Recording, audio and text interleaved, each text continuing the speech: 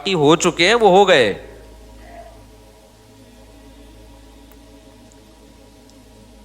تو آپ کیا سمجھتے ہو کہ آپ نے نماز کی توبہ کر لی, اللہ معاف کر دے گا؟ اللہ کہے گا معاف کر دوں گا. معاف کیا کروں گا؟ ٹائم پہ پڑھنی تھی نہیں پڑھی, یہ جرم معاف کر دوں گا. لیکن جو دین آپ کے ذمے ہے وہ کوئی مفتی یا مذہبی اسکالر معاف نہیں کر سکتا. اس میں ہمارے پاس اللہ کی طرف سے دلیل ہوگی. یہ لوگ جو کہتے ہیں نا قضائے عمری کی کوئی دلیل دو, ان سے بولو معافی کی دلیل دو آپ, کہ بغیر پڑھے نمازیں معاف ہو جاتی ہیں. تم کہاں سے اللہ کی طرف ایک ایسی چیز کی نسبت کر دیتے ہو جس کا اللہ نے کوئی ذمہ داری نہیں لی ہے؟ کتنا بڑا جرم کیا, نماز کو ساقط کر دیا بغیر کسی دلیل کے. ہے بھائی, دیکھو جس کا حق ہے اس کو حق ہے نا کہ وہ ساقط کر دے. مثال سے بات سمجھاتا ہوں. آپ نے مجھ سے 1,00,000 روپے لیے اور پی گئے. آپ نے کہا تھا 1 مہینے بعد دوں گا.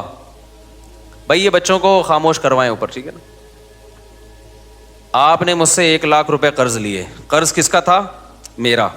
آپ نے کہا 1 مہینے بعد دوں گا. آپ 1 مہینے بعد نہیں دے رہے, ترسا رہے ہیں, تڑپا رہے ہیں. 6 مہینے گزر گئے, مجھے بہت غصہ آ رہا ہے کہ آ جا, پکڑائی میں آئے گا تو نہیں چھوڑوں گا میں تجھے. اور میں نے کہا اب تو 6 مہینے بعد لے کے بھی آئے گا نا, پیسے تو لوں گا لیکن سزا دوں گا تجھے, کیونکہ تو نے اتنا ڈیلے کیوں کیا. آپ نے سوری کر لی 6 مہینے بعد کہ یار معافی چاہتا ہوں یار. اب جب آپ نے سوری کی ہے, میں نے کہا چلو بھائی اب یہ قرض لے آئے گا, اب میں اس پہ غصہ نہیں ہوں گا کیونکہ میں نے اس کو معاف کر دیا. یہ جو ڈیلے کیا نا معاف کر دیا. تیسرا بندہ اٹھ کے اس کو جا کے کہتا ہے اب تو پیسے نہ دے, اب تو پیسے مفتی صاحب کے پیسے نہ دے. اگلا کہتا ہے بھائی کیوں نہیں دوں, ایک تو میں نے ڈیلے کیا, اب بھی میں نہ دوں. تو وہ اگلا بندہ کہتا ہے بھائی اس کی کیا دلیل ہے کہ تیرے ذمے مفتی صاحب کے پیسے ہیں؟ اس پہ کوئی حدیث, اس پہ کوئی قرآن کی آیت کہ تو نے ابھی بھی دینے ہیں؟ تو یہ سمجھدار ہوگا تو کیا کہے گا, بھائی یہ معاف کرنے کا حق اس کو ہے جس نے پیسے دیے ہیں, یہ تھرڈ پرسن کو بولو نہیں ہے. تو اگر مفتی صاحب نے ایسی کوئی بات کہی ہے کہ جو ڈیلے کر دے گا تو میں معافی کر دوں گا, یعنی جو ٹائم پہ میرا قرضہ نہیں دے گا نا, اب اس کو میری طرف سے یہ سہولت ہے کہ صرف توبہ کر لے, قرضہ بھی ختم. اس سے بڑا مفتی دنیا میں کوئی بیوقوف دیکھا آپ نے جو کہے کہ جس نے میرے پیسے ٹائم پہ نہیں دیے اب وہ صرف سوری کرے گا, صرف سوری کرے گا تو وہ پورا ہی اڑا دوں گا میں اس سے قرضہ. تو اگر یہ سامنے والا جو 1,00,000 روپے کھا کے بیٹھا ہوا ہے نا, یہ 2 نمبر ہوگا نا, تو ان مذہبی اسکالر کی باتیں اس کو فوراً سمجھ میں آئیں گی جو یہ کہہ رہے ہیں کہ نہ دو. لیکن 1 نمبر ہوگا نا تو وہ کہے گا اس کی کیا دلیل ہے کہ جس کا حق تھا اس نے معاف کر دیا ہے. اس کی دلیل مفتی صاحب سے کوئی تحریر لے کر آؤ. قضائے عمری کے ساتھ یہی حشر کیا ہے آج کل کے مذہبی اسکالرز نے, اور آج کل کے مذہبی اسکالرز کو جنہوں نے اپنا باپ بنا لیا ہے, ائمہ مجتہدین کو چھوڑ کر, ان لوگوں نے بھی یہی حشر کیا ہے. اللہ میاں نے کہا تھا نماز قائم کرو, فجر کی نماز فجر کے ٹائم پہ ہونی چاہیے, ظہر کی ظہر کے ٹائم پہ ہونی چاہیے. لوگوں نے کیا کیا, نہیں قائم کی, قضا کرتے رہے, 10 سال تک قضا کر کے اپنے اوپر ایک بوجھ کھڑا کر لیا. تو آپ کو خیال آیا کہ یار میں نے بہت بڑا جرم کیا, 10 سال نمازیں نہیں پڑھی, میں توبہ استغفار کروں. آج کل کے جو مذہبی اسکالر قرآن و سنت کے نام پہ جو بیوقوف بناتے ہیں, جن کو قرآن و سنت کے علاوہ سب کچھ آتا ہے, سینس تو ہے ہی نہیں. میں بار بار کہتا ہوں یہ جو آج کل کے مذہبی اسکالر تمہیں مجتہدین سے ہٹا رہے ہیں نا قرآن و سنت کے نام پہ, خدا کی قسم یہ قرآن و سنت میں نہیں لے کر آ رہے, یہ اپنا منجن بیچ رہے ہیں. قرآن و سنت جو ایکسپلین پہلے ہو چکا ہے نا وہ آتھینٹک ہے, وہ مستند ہے. آج کل کے تلوں میں تیل نہیں ہے ان اسکالرز میں, یہ اتحاد امت کے نام پہ اپنا منجن بیچ رہے ہیں. تو انہوں نے کیا کیا, 10 سال ایک آدمی نے نماز نہیں پڑھی, اتنا بڑا جرم کیا, اللہ کا قرض اس کے اوپر. حدیث میں آتا ہے دین اللہ احق ان یقضی, اللہ کا قرض سب سے زیادہ اس لائق ہے کہ وہ ادا کیا جائے. آپ نے اللہ کا قرض اپنے اوپر لاد دیا. اب آج کل کے اسکالر میں سے کوئی اسکالر اٹھا, اس نے کہا کہ صرف سوری کر لو اللہ تعالیٰ سے, یہ 10 سال کی نمازیں کیا ہو جائیں گی, معاف. جب آپ ریلائبل مفتیان کرام کے پاس گئے, انہوں نے کہا بھائی سوری کرنے سے یہ جرم معاف ہو جائے گا کہ آپ نے 10 سال تک پڑھی کیوں نہیں ہے, لیکن اللہ کا قرضہ معاف نہیں ہوگا. تو وہ اسکالر جو نام نہاد اسکالر ہیں, انہوں نے کہا اس کی کیا دلیل ہے کہ معاف نہیں ہوگا؟ ہے بھائی, اس کی کیا دلیل ہے کہ معاف نہیں ہوگا؟ حالانکہ دلیل اس کی ہونی چاہیے کہ معاف ہو گیا ہے. کہ مفتی صاحب سے پوچھ کے آؤ کہ اس کی کیا دلیل ہے کہ وہ 10 سال کی نمازیں معاف نہیں ہوں گی. مفتی اگر مفتی ہوگا تو کہے گا اس لیے کہ ہمارے پاس اس کی کوئی دلیل نہیں ملتی کہ اللہ نے وہ نمازیں معاف کر دی ہیں. لہذا جو اسکالر یہ بات کر رہا ہے نا, مفتی کہے گا کہ اس سے پوچھ کے آؤ کہ اس کی کیا دلیل ہے کہ سوری سے وہ ساری نمازیں ذمے سے ساقط ہو جاتی ہیں توبہ کرنے سے, کیونکہ تمہارے پاس کوئی دلیل نہیں ہے کہ اللہ نے وہ معاف کر دی ہیں. تو تم اللہ کی طرف اس بات کی نسبت کیوں کر رہے ہو جو اللہ نے کہی نہیں ہے؟ کہاں اللہ نے لکھا ہے کہ جان بوجھ کر نماز چھوڑ دو گے تو میں نماز ہی ذمے سے ساقط کر دوں گا؟ کہیں لکھا ہوا ہے یہ؟ بولو بھائی کیا ہو گیا؟ کہیں ہے قرآن میں حدیث میں کہ جو 10 سال چھوڑے گا تو خالی سوری سے اس کا قرضہ معاف کر دوں گا؟ آپ خود قانون ساز بن گئے ہو. لوگ کہتے ہیں کہ جی حرج بہت ہے 10 سال کی نمازیں پڑھنے میں, اور اسلام میں تنگی نہیں ہے. حرج جب ہے جب 10 سال کی نمازیں ایک دن میں ہو. 10 سال کی نمازیں 10 سال میں کر لو بھائی. 1 کروڑ روپے لے کے کوئی بندہ پی گیا نا, روزانہ پیسے لے رہا تھا بٹوے سے نکال کے, کھربوں روپے جمع ہو گئے. تو جب تک جس کے پیسے چرائے ہیں وہ معاف نہ کرے اور آپ کے پاس دلیل نہ ہو کہ اس نے معاف کر دی ہیں, کیا وہ کروڑوں روپے معاف ہوں گے اس بیس پہ کہ یہ حرج ہے ان کروڑوں کے ادا کرنے میں؟ کورٹ یہ کہہ دے گی کہ بھائی تھوڑے تھوڑے کر کے پے کر دو, ایک دم نہ دو. ذمے سے ساقط کر دینا یہ آج کل کے مذہبی اسکالر کی بہت بڑی جرت ہے, جو انہوں نے کس کی طرف نسبت کر دی؟ بغیر کسی دلیل کے کس کی طرف نسبت کر دی؟ اللہ کی طرف. اور ایسے جاہل ہیں, مطالبہ ہم سے کرتے ہیں کہ قرآن حدیث سے دلیل لے کر آؤ کہ 10 سال کی نمازیں قضا کرنا لازم ہے. بھائی جس نے معاف کی ہیں آپ اس سے دلیل لے کر آؤ. کہاں اللہ نے لکھا ہے کہ میں نے معاف کر دی؟ قرضہ اللہ کا ہے اور معاف کون کر رہے ہیں؟ آج کل کے اسکالر. خوف بھی نہیں آتا خدا کا ان لوگوں کو, شرم بھی نہیں آتی. سمجھتے ہو کہ نہیں سمجھتے ہو؟ اور جب میں جذباتی ہوتا ہوں نا تو آج کل کے کچھ اسکالرز نے میرے خلاف مضمون لکھنا شروع کر دیا, مفتی صاحب کچھ ٹاپکس ایسے ہیں جس میں اعتدال سے ہٹ جاتے ہیں. ایسے مضامین اب بعض لوگوں نے میرے بارے میں لکھنا شروع کر دیے. یعنی یہ وہ لوگ ہیں جو میرے معتقد ہیں لیکن کہتے ہیں کچھ ٹاپکس ایسے ہیں جس میں مفتی صاحب حد اعتدال سے بولو ہٹ جاتے. ایک عاملوں کے بارے میں مفتی صاحب حد اعتدال سے تجاوز کر لے, سارے عامل غلط. یہ تھوڑا مفتی صاحب زیادتی ہے. ایک 3 طلاق کے مسئلے میں نے کہا نا کہ اگر کوئی اہل حدیث سے فتویٰ لے کے بیوی کو رکھ لے گا وہ زنا ہی ہے, بیوی حلال نہیں ہوگی. لوگ کہتے ہیں مفتی صاحب یہ تھوڑی کیا ہو رہی ہے, زیادتی ہو رہی ہے, اتنا بھی سختی نہ کریں. میں بتاتا ہوں ابھی. تیسرا یہ مسئلہ قضائے عمری. قضائے عمری ساقط نہیں ہوتی ذمے سے, اجماع امت کے خلاف ہے, یہ کوئی دلیل نہیں ہے. نماز سے بڑھ کر اسلام میں کوئی حکم بولو نہیں ہے. کسی مذہبی اسکالر نے فتویٰ دے دیا نا 10 سال کی نمازیں, اس سے بولو یہ تو نے فرض کی ہیں یا اللہ نے فرض کی ہیں؟ اللہ نے معاف کر دی ہیں, بتا بھائی اس کی کیا دلیل ہے تیرے پاس؟ قرضہ اللہ کا ہے اور معاف کوئی پروفیسر صاحب کر رہے ہیں یا کوئی اسکالر کر رہا ہے آج کا. اور چوتھی عدالتی خلا. میں جب کہتا ہوں نا عدالتی خلا, جو آج کا جو قانون گورنمنٹ میں بنا ہوا ہے یہ بالاجماع باطل ہے. اس پہ بھی کچھ اسکالر نے میرے خلاف لکھنا شروع کر دیا کہ مفتی صاحب خلا کے مسئلے میں بھی ایکچولی تھوڑا سا کیا ہو رہے ہیں, کنٹرول سے باہر. اتنا بھی نہیں ہے. ٹاپک سے ہٹ کے میں تھوڑا ان چاروں کو تھوڑا ایکسپلین کر دوں تاکہ پتہ چلے کہ یہ ایکسٹریم لیول پہ نہیں ہوں, میں اعتدال پہ ہوں. دیکھو اعتدال کسے کہتے ہیں؟ جو چیز جیسی ہے اس کو ویسا رکھنا. ایک چیز کالی ہے نا, ایک آدمی کہہ رہا ہے یہ سفید ہے, میں کہوں یہ دھک کالی ہے بھائی, اتنی کالی ہے کہ اندھیرے میں نظر ہی نہیں آئے گی. لوگ کہیں مفتی صاحب تھوڑا اعتدال سے کام لیں. وہ جب کہہ رہا ہے سفید ہے, آپ جب کہہ رہے ہیں کہ کالی ہے, تو بیچ کا کوئی پیلا رنگ کہہ دیں آپ اس کو, تو یہ اعتدال ہوگا یا جھوٹ ہوگا؟ بھائی جب 100% بلیک ہے, کسی بھی زاویے سے دیکھو بلیک ہے, تو اس کو بلیک کہنا ہی اعتدال ہے. تو یہ جو خلا کا مسئلہ ہے نا, خلا کا, ابھی ایک نیا کلپ آیا ہے کہ میرے خلاف پھر کسی نے, پرانی عادت ہے ان کی, ان کو چین نہیں آتا جب تک میری ویڈیو لگا کے ری ایکشن نہ کریں نا. تو میں نے یہ عدالتی خلا کا کہا یہ جھوٹ ہے, بکواس ہے. اس کی بیس پہ اگر کوئی عورت کہیں اور نکاح کرتی ہے وہ زنا ہے, وہ نکاح نہیں ہے. چند کنڈیشن ایسی ہیں جس میں ہم اس خلا کو معتبر مانتے ہیں, وہ ہیں, وہ تو میں بتا چکا ہوں.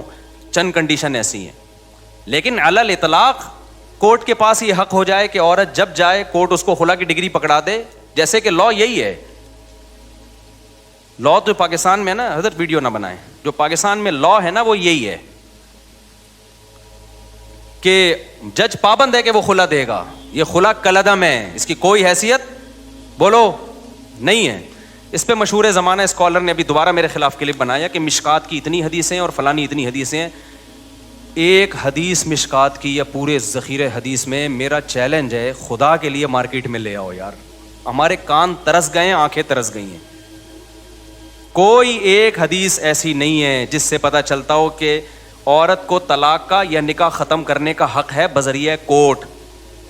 شوہر ظلم کر رہا ہو نا مخصوص نوعیت کا, اس کی بات میں نہیں کر رہا, وہ تو میں بھی مانتا ہوں.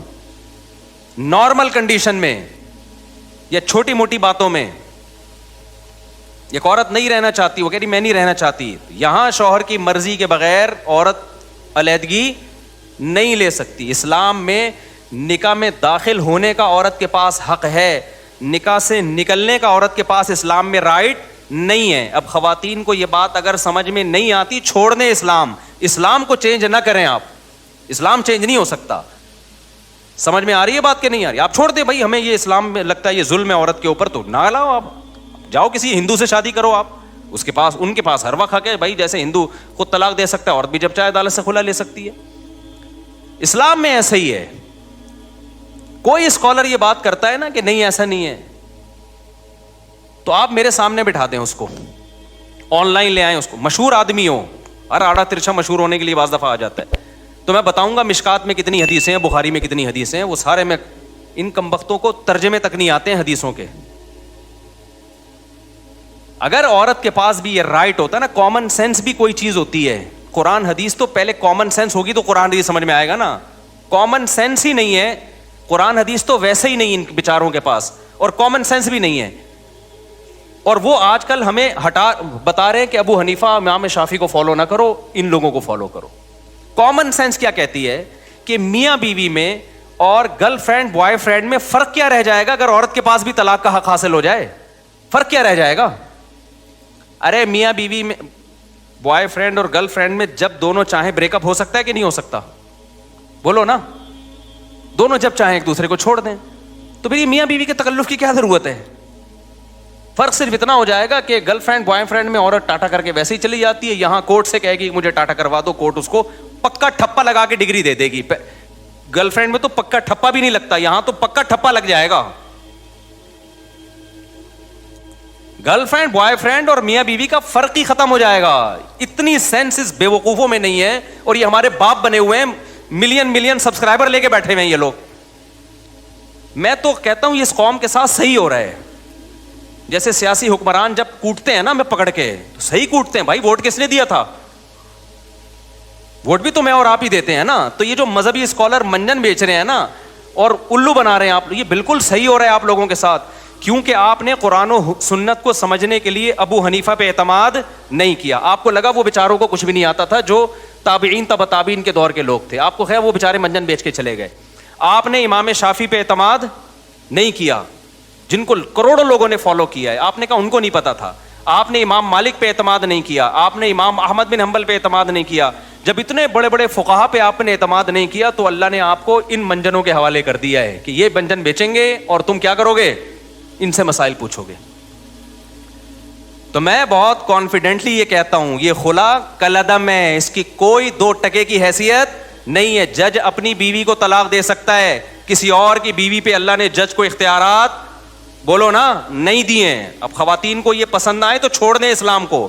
جہاں اتنے سارے کروڑوں کافر ہیں, چند عورتیں اگر جہنم میں چلی جائیں گی تو ہماری صحت پہ کوئی فرق نہیں پڑے گا, کیونکہ آج کل ایک نیا بھوت یہ سوار ہو گیا مذہبی اسکالرس پہ کہ خواتین کو خوش کرنے کے لیے ان کے وہ حقوق بیان کیے جا رہے ہیں جو اسلام نے دیے نہیں ہیں, فیور لینا ہے ان کو.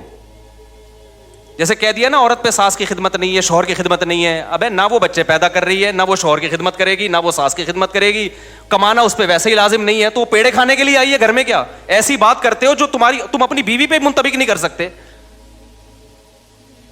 تمہاری بیویاں کیسے گھروں میں رہتی ہیں؟ نہ وہ تمہاری ماں کی خدمت کریں گی, نہ تمہاری خدمت کریں گی, نہ بچے تو ویسے ہی پیدا نہیں ہو رہے. ایک آدھ ہوتا ہے, اس کے بعد بڑھ گیا بچوں کا پروگرام, سارا کیا ہو گیا, بڑھ گیا. وہ بات کرو جو تم خود سوسائٹی میں اپنے اوپر جھیل سکتے ہو. تمہاری ماں تمہاری بیوی کو کہہ رہی ہے پانی پلاؤ, اور تمہاری بیوی آگے سے کہتے ساس کی خدمت کچھ پہ واجب نہیں ہے, تمہاری غیرت کہاں چلی جائے گی اس وقت؟ سمجھ میں آ رہا ہے کہ جاپان سے آیا ہوں, غصے میں ہوں, کیونکہ وہاں میں نے خاندانی نظام دیکھا ہے تباہ ہوتے ہوئے. یہ نہیں قسم کے لوگ وہاں بھی براڈ مائنڈیڈ پیدا ہوئے, بیڑا ہی غرق کر دیا پورے سسٹم کا. جو اسلام نے عورت کو حقوق دیے ہیں وہ بڑے خاندانی حقوق ہیں, ان حقوق کی بات کرو بھائی. جو حقوق اسلام نے دیے ہیں, اسلام نے یہ کہیں نہیں کہا کہ تمہاری بیوی نہ تمہاری ماں کی خدمت کرے گی, نہ تمہاری روٹی پکا کے کھلائے گی. اسلام نے کہا ہے بھائی خرچہ تمہارے ذمے ہے. نبی صلی اللہ علیہ وسلم نے محبت سکھائی ہے اپنی زوجہ کی, کہ جہاں سے امی عائشہ برتن سے منہ لگا کے پانی پیتی, وہیں سے آپ بھی محبت کا اظہار کرتے. کبھی آپ نے اپنی بیویوں کو مارا پیٹا نہیں ہے, ہاتھ نہیں اٹھایا, برداشت کیا. اونچ نیچ ہر گھر میں ہوتی ہے. اپنے ساتھ سفر میں لے کے جاتے تھے, دعوت میں لے کے جاتے تھے. یہ حقوق ہیں جو اسلام نے دیے, یہ والے دو بھائی. تم کیا سکھا رہے ہو ان کو کہ جب منہ اٹھائے وہ عدالت میں جاری ہے؟ کیوں عورت نے, اسلام نے عورت کو رائٹ دیا خلا کا. عورت کو جو خلا کا رائٹ دیا ہے, خلا ایک ایگریمنٹ ہے. رائٹ کا مطلب یہ کہ عورت اگر یہ نہیں رہنا چاہتی تو شوہر سے ڈیورس کا مطالبہ کر سکتی ہے مہر کی معافی پہ, کہ میں مہر چھوڑتی ہوں, مجھے طلاق دے دو. اس مہر چھوڑ کے طلاق لینے کو خلا کہا جاتا ہے. یہ ایگریمنٹ ہے, جب تک شوہر راضی نہیں ہوگا. یہ ایگریمنٹ دونوں طرف سے ہوتا ہے. یہ قرآن سے بھی پتہ چلتا ہے, حدیث سے بھی پتہ چلتا ہے, بخاری مسلم. اور یہ جو اسکالر نے کہہ دیا نا کہ مشکات پر اتنی حدیثیں ہیں, میرا چیلنج ہے ایک حدیث آپ ترجمہ کر کے بتا دو جس سے آپ کا والا خلا جو آپ ثابت کرنا چاہتے ہو وہ ثابت ہو جائے. تو میں جب کسی پہ اتنا مضبوط دعویٰ کر رہا ہوں نا تو پھینک نہیں رہا ہوتا میں بیٹھ کے یہاں. سمجھ میں آ رہی ہے بات؟ ایک دوسری بات عاملوں کے بارے میں. ابھی ہمارے ایک دوست ہیں حضرت یعنی کیا نام ہے, مجھ سے جونیئر ہیں اگرچہ کافی وہ, لیکن کافی پازیٹیو کام کر رہے ہیں. مفتی رشید احمد خورشید صاحب ہیں مجھ سے کافی جونیئر, لیکن ماشاءاللہ بہت اچھا کام کر رہے ہیں, پازیٹیو. ان سے کسی نے سوال پوچھا کہ مفتی طارق مسعود صاحب عاملوں کے بہت خلاف ہیں, بہت ایکسٹریم لیول پہ گئے ہوئے ہیں. انہوں نے اپنے حساب سے جواب دیا کہ بھائی وہ تھوڑا سارے غلط نہیں ہیں, کچھ ان میں ٹھیک بھی ہیں. عاملوں کے بارے میں سارے غلط نہیں ہوتے, کچھ ان میں بولو ٹھیک. ایک تو یہ بات بھی کی کہ بھائی رقیہ تو اسلام میں ثابت ہے, تو میں رقیہ کا تو میں منکر نہیں ہوں. بھائی دم تو مسجد کے امام سے کروا لو, جن چڑیل بھوت بھی کسی پہ کروڑوں میں کسی 2-4 پہ آ سکتا ہے, تو کسی بھی نیک آدمی سے دم کروا لو. اور حضرت مفتی موسیٰ روحانی بازی رحمۃ اللہ علیہ وہ عامل نہیں تھے, خدا کے لیے ان کو بدنام مت کرو, وہ عامل نہیں تھے. یہ ان کی کرامت تھی کہ کوئی بھی کچھ لکھ کے دے دیا کرتے تھے. اللہ ان کو دعا تھی, ان کی ماں کی یا کسی بزرگ نے انہوں نے خدمت کی تھی, غالباً ان کی والدہ نے ان کے لیے دعا کی تھی کہ تو کسی کے لیے کچھ بھی لکھ کے دے دے گا اللہ اس کو پورا کر دے گا. تو اہل اللہ کے ساتھ الگ معاملات ہوتے ہیں, وہ عامل نہیں تھے. میں نے یہ بات بیان میں کہی تھی, ان کے بیٹے نے آ کے پھر جامعۃ الرشید میں بتایا کہ واقعی میرے والد صاحب عامل نہیں تھے. یہ کرامت تھی ان کی کہ کسی کو بھی کچھ لکھ دیا تو بس وہ ہو گیا. کرامت کے تو پھر کچھ بھی ہو سکتا ہے نا. تو یہ جو ان کا بھی بیان آیا, اپنے لحاظ سے انہوں نے ٹھیک کہا, اپنے لحاظ سے, کہ عامل جو ہے ایکچولی کچھ یوں بھی ہوتے ہیں, کچھ 1-8% صحیح بھی ہوتے ہیں, 1% بھی صحیح نہیں ہوتا. اگر مجھے ایک بندہ عاملوں میں صحیح مل جائے نا, میں عجائب گھر میں رکھواؤں گا, 1 کروڑ روپے کا ٹکٹ لگاؤ اس کے اوپر, کیونکہ ایسی چیزیں مارکیٹ میں ہیں ہی نہیں. آپ کہہ سکتے ہیں وہ بھی آپ سے جونیئر ہیں, اور اچھا آپ خود کہہ رہے ہو کہ بھائی جامعہ کے ٹیچر ہیں, استاذ ہیں, تو کیا وہ غلط بول رہے ہیں؟ وہ غلط بول رہے ہیں. اب آپ کہہ سکتے ہو کہ بھائی اس کا مطلب وہ صحیح عالم نہیں ہے. بھائی اس کا علم دین سے تعلق نہیں ہے, سمجھ رہے ہو؟ علماء سے وہ چیزیں پوچھیں جن کا دین کے علم سے تعلق ہے. نکاح طلاق کے مسائل, وراثت کے مسائل, عامل صحیح ہوتے ہیں غلط ہوتے ہیں, یہ قرآن و سنت کا مسئلہ نہیں ہے, یہ مشاہدے کا مسئلہ ہے. ان کی عمر کم ہے, میرے تجربہ زیادہ ہے, ہم نے ایک بھی نہیں دیکھا ڈھنگ کا, بہت تلاش کیا. اور میں جو کہتا ہوں وہ سارے 2 نمبر ہوتے ہیں, اس کا مطلب یہ نہیں ہے سارے برے ہوتے ہیں, ان میں کچھ نیک بھی ہوتے ہیں, تھوڑے سے نیک بھی ہوتے ہیں, لیکن اوپر کی سیٹنگ ان کی خراب ہوتی ہے, پاگل ہوتے ہیں, عملیات کر کر کے کھوپڑی خراب ہو جاتی ہے, ان کو جن چڑیل بھوت اس لیے نظر آتے ہیں کیونکہ کھوپڑی کام نہیں کر رہی ہوتی. آپ کی کھوپڑی کام کر رہی ہوتی ہے, آپ ان کے پاس بیٹھتے ہو تو تھوڑے دن میں آپ کی کھوپڑی بھی کیا ہو جاتی ہے, آؤٹ. پھر آپ کہتے ہو یار میں بھی جب حضرت جی کے پاس گیا تھا ایک چڑیل انہوں نے مجھے دکھائی, وہاں سے بھوت دکھایا. ابے وہ کچھ بھی نہیں دکھا رہا, وہ خود پاگل ہے, وہ خد دماغ خراب ہو گیا اس کا پلیتوں میں پڑھ کے. تم کیوں پاگل ہو رہے ہو؟ اس کے پاس جانے سے پہلے کبھی تمہیں یہ نظر آتا تھا چڑیل اور بھوت تمہیں نظر آتے تھے کبھی؟ تو یہ منجن ہمارے سامنے, کسی عامل کے باپ میں دم ہے, آئے ایک جن چڑیل بھوت میرے سامنے لا کے دکھائے, بکواس ہے, یہ منجن ہے. میں اتنا کانفیڈنٹلی جب ان کے اور مفتی رشید احمد خورشید تو ہم سے بہت جونیئر ہیں, اس بارے میں اپنے اکابر کو نہیں مانتا. نہیں آ رہی میرا خیال ہے بات سمجھ میں اپنے بزرگوں کو نہیں مانتا اس بارے میں. آپ کہہ سکتے ہو اچھا آپ اپنے بزرگوں سے بھی آگے نکل گئے. بھائی میں میڈیکل سائنس سے اپنے بزرگ سے آگے جا سکتا ہوں, میں ڈرائیونگ میں اپنے بزرگ سے آگے جا سکتا ہوں, میں دین کے علم میں اپنے بزرگ سے آگے نہیں جا سکتا. دین کے علم کی جہاں بات ہوگی میں اپنے بزرگوں کے سامنے ہتھیار ڈالوں گا. بھائی ان کا علم ہمارے علم سے زیادہ, ان کا تقویٰ ہم سے زیادہ. عاملوں کا تعلق علم دین سے نہیں ہے. یہ عامل ہندو پنڈتوں میں مسلمانوں سے زیادہ ہوتے ہیں, پادریوں میں زیادہ ہوتے ہیں, جن چڑیل بھوت بھگانے والے. اس کا تعلق ہے مشاہدے سے. یہ الو بنانے کی مشینیں ہیں, خود کچھ بیوقوف بن چکے ہوتے ہیں تو منجن بیچ رہے ہوتے ہیں. تو یہ کانفیڈنٹلی کہہ رہا ہوں میں, کانفیڈنٹلی. ایسا نہیں ہے کہ ہوائی ایک دم صبح اٹھا تو عاملوں کے خلاف تقریر شروع کر دی. کوئی بھی ڈھنگ کا نہیں ہے, ان سے دور رکھو اپنے آپ کو. اور اگر نہیں رکھا نا تم نے, باتوں میں آ گئے کہ جی وہ حضرت جی ان کے, ابے میں نے بڑے بڑے بزرگوں کو دیکھا ہے کہ ان لوگوں نے الو بنایا ہے. مفتی رشید احمد خورشید تو بیچارے ابھی نئے آئے ہیں مارکیٹ میں. ہم نے بڑے بڑے بزرگوں کو دیکھا, ان عاملوں نے ان کو الو بنا دیا. میں بزرگوں کا نام لینا مناسب نہیں سمجھتا, وہ پھر بے ادبی ہے. ورنہ بڑے بڑے بزرگوں کو ان لوگوں نے الو بنایا. آپ کس کھیت کی مولی ہو؟ ہاں کانفیڈنس ہونا چاہیے انسان میں, ان کو سمجھنے کے لیے تھوڑا سا اعتماد ہونا چاہیے, پھر ان کا پتہ چلتا ہے. یہ بہت, اور یہ سعودی عرب کی مثالیں. اب امام کعبہ کو جن چڑیل بھوت, یہ منجن بہت ہم پہلے دیکھ چکے ہیں. میں نے بڑے بڑے بیوقوف دیکھے ہیں جو امام حرموں کے جا کے جن اتار رہے ہیں. وہ امام حرم کو بیوقوف بنا رہے ہوتے ہیں. آپ کہہ سکتے ہو وہ امام حرم بھی بیوقوف بن گئے. تو بھائی جب ان کی فیلڈ نہیں ہے تو بن سکتے ہیں وہ. یہ ہو نہیں سکتا کوئی ڈاکٹر امام حرم کو غلط ٹیکا لگا کے آ جائے. اس کا امام حرم سے کیا تعلق ہے؟ بھائی ڈاکٹر فراڈی تھا, اس نے غلط ٹیکا لگا دیا, یا اناڑی تھا. یعنی عاملوں کا منجن یہ ہر جگہ بک رہا ہے. اور اس میں جہاں بھی مذہبی, میں بھی جاپان گیا نا, وہاں جن چڑیل بھوت بالکل بھی نہیں تھے.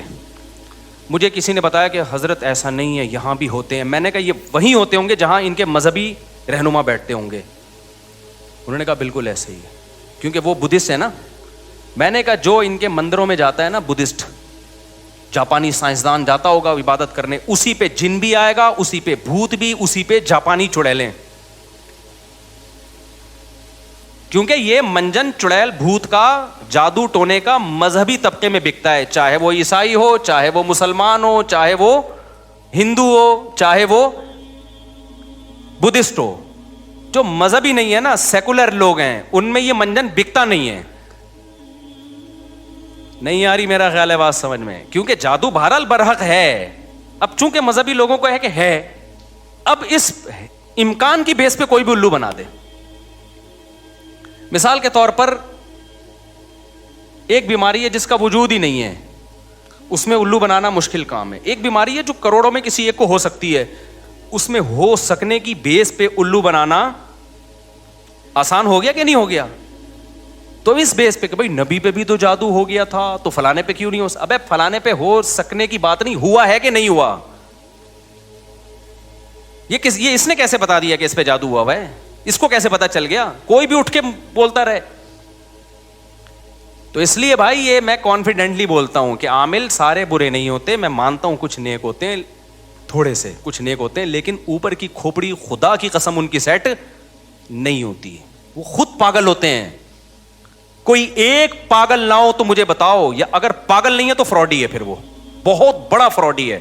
دیکھو جو چھوٹے فراڈی ہوتے ہیں ان کو پکڑنا آسان ہوتا ہے, کاش یہ بات آپ لوگوں کی سمجھ میں آ جائے. بڑے بڑے فراڈیوں کو پکڑنا بہت مشکل ہوتا ہے. اور مجھے حوالے نہ دیا کرو حضرت جی فلاں حضرت فلاں کے, ہم بہت اعتقاد ہے, لیکن دین کے علم کے معاملے میں تقوی میں ہم ان پر اعتماد کرتے ہیں. عاملوں کے منجن میں ہم ان پہ اعتماد بولو نا نہیں کرتے. باقی جادو برحق ہے, جنات بھی آ سکتے ہیں, کروڑوں میں کسی ایک پہ آ جاتا ہے, تو اس کا علاج یہ ہے کہ سورہ فلق سورہ ناس پڑھ کے دم کرو, یا مسجد کے امام یا کسی نیک آدمی سے دم کرا لو بس. اس سے آگے بڑھنے کی کوشش کرو گے تو معاملہ پروگرام بڑھ جائے گا, وقتی طور پہ ٹھیک ہو جاؤ گے, پھر دوبارہ چڑیل آئے گی, پھر تمہاری نسلیں برباد ہو جائیں گی. فلیتے پلیتے, ایک دھاگا یہاں ایک یہاں پر فلیتا, اتنا عذاب میں مرو گے بھی سالے, اسی مصیبت میں مرو گے تم. فلیتوں پلیتوں سے جان نہیں نکلے گی تمہاری کبھی. ہمارے یار اللہ نے اتنے ہمیں اولادیں دی ہیں, ہمارے گھر میں بچے بیمار بھی ہوتے ہیں, صحت بھی ہوتی ہے, ہم نے تو کبھی نہ کوئی فلیتا نہ کوئی پلیتا نہ کسی عامل نہ میں نے تو عاملوں کو چیلنج کیا, تیرے باپ میں دم میں تو آ یار, 2-4 چڑیل بھوت ہمارے گھر بھی بھیجنا. یہ منجن انہی لوگوں کو بکتا ہے جو ان لوگوں کو مانتے ہیں, اور یہ صرف مسلمانوں میں نہیں ہے, یہ ہندوؤں میں بھی ہیں. یہ مذہبی لوگوں کا منجن ہے. سیکولر لوگ تمام تر عیبوں کے باوجود اس عیب سے بچے ہوئے ہیں. انگریز سیکولر ہے نا, وہ جب راکٹ بھیجتا ہے نا چاند پہ, پھٹ گیا تھا نا ایک دفعہ راکٹ بھیجا تھا, اگر وہ پنڈت جی کے سے دم کروا کے یا کسی مسلم اسکالر سے دم کروا کے بھیجتا نا تو کہتا ہے یہ اس دفعہ کچھ چڑیل نے کچھ اوپر جا کے کیا ہے. ان کے سارے سائنسدان بکرے کاٹ رہے ہوتے وہاں بیٹھ کے. انہوں نے دیکھا یار جب تباہی ہوئی ہے تو کوئی نہ کوئی لاجک ہوگی, اس کی لاجک کو تلاش کرو. میاں بیوی کی لڑائیاں ہیں, معاملات صحیح نہیں ہیں, جب لڑائیاں ہو رہی ہیں تو انسان کے بچے بنو نا, دیکھو غلطی کس کی ہے, کون پہلے بدتمیزی سے بات شروع کرتا ہے, پھر لڑائی ہوتی ہے. عاملوں نے یہ دھندا ہی سارا ختم کر دیا. عاملوں نے بولا اپنی غلطی کی اصلاح مت کرو, اصل میں تمہاری ساس نے تمہارے اوپر چڑیل بھیجی ہوئی ہے. بجائے اس کے کہ آدمی دیکھے کہ نتائج غلط جو نکل رہے ہیں تو میں ٹھیک ہو جاؤں یا بیگم ٹھیک ہو جائے, وہ اپنے آپ بارے میں سوچے یہ کیوں جھگڑا ہو رہا ہے. نہ بھائی, وہ تعویذ رکھا ہوا ہوگا بیل میں, 15-16 سال پرانی بات ہے. مجھے پتا تھا یہ بہت نالائق ہے نا, لڑ رہے تھے بدتمیز سے, دونوں ایک نمبر کے, شادی سے پہلے ہی بدتمیزی میں مشہور تھے. تو ظاہر ہے جب شادی بھی ہو گئی تو پھر تو بدتمیزی انتہا کو پہنچے گی, لڑائی جھگڑے ہی نہیں ختم ہو رہے. لڑکی کا بھائی چلا گیا کسی بزرگ کے پاس, وہ بزرگ بھی ہمارے ہاں بڑے بزرگ سمجھے جاتے ہیں. افسوس تو اس پر ہے نا, میں 2 نمبر عاملوں کے خلاف نہیں بولتا, یہ ذہن میں رکھو, میں 1 نمبر کے خلاف بولتا ہوں. یہ بھی میری بات کو نا غلط لے جاتے ہیں. 2 نمبر تو سب مانتے ہیں 2 نمبر ہیں, جو 1 نمبر ہیں وہ بھی 2 نمبر ہیں, میں ان کے خلاف بول رہا ہوں.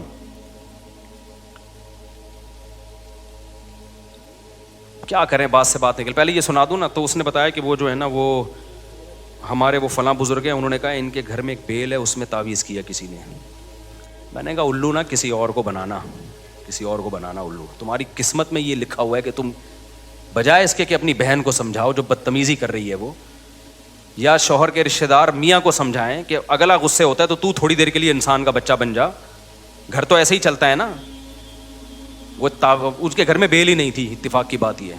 لیکن ایسی اندھی عقیدت ہے نا ان کمبختوں کی, وہ جتنا مردی جھوٹ بول دے, نہیں جی حضرت جی ہیں بنیان کمبخت سونگ سونگ کے عورتوں کے بتا رہے, یہ تو میں 2 نمبروں کی بات کر رہا ہوں, عورتوں کے بنیان سونگ کے بتا رہے ہوتے ہیں کہ اس پہ جن ہے. تمہیں شرم نہیں آتی اپنی عورتوں کے بنیان غیر مردوں کو سنگھاتے ہو یار.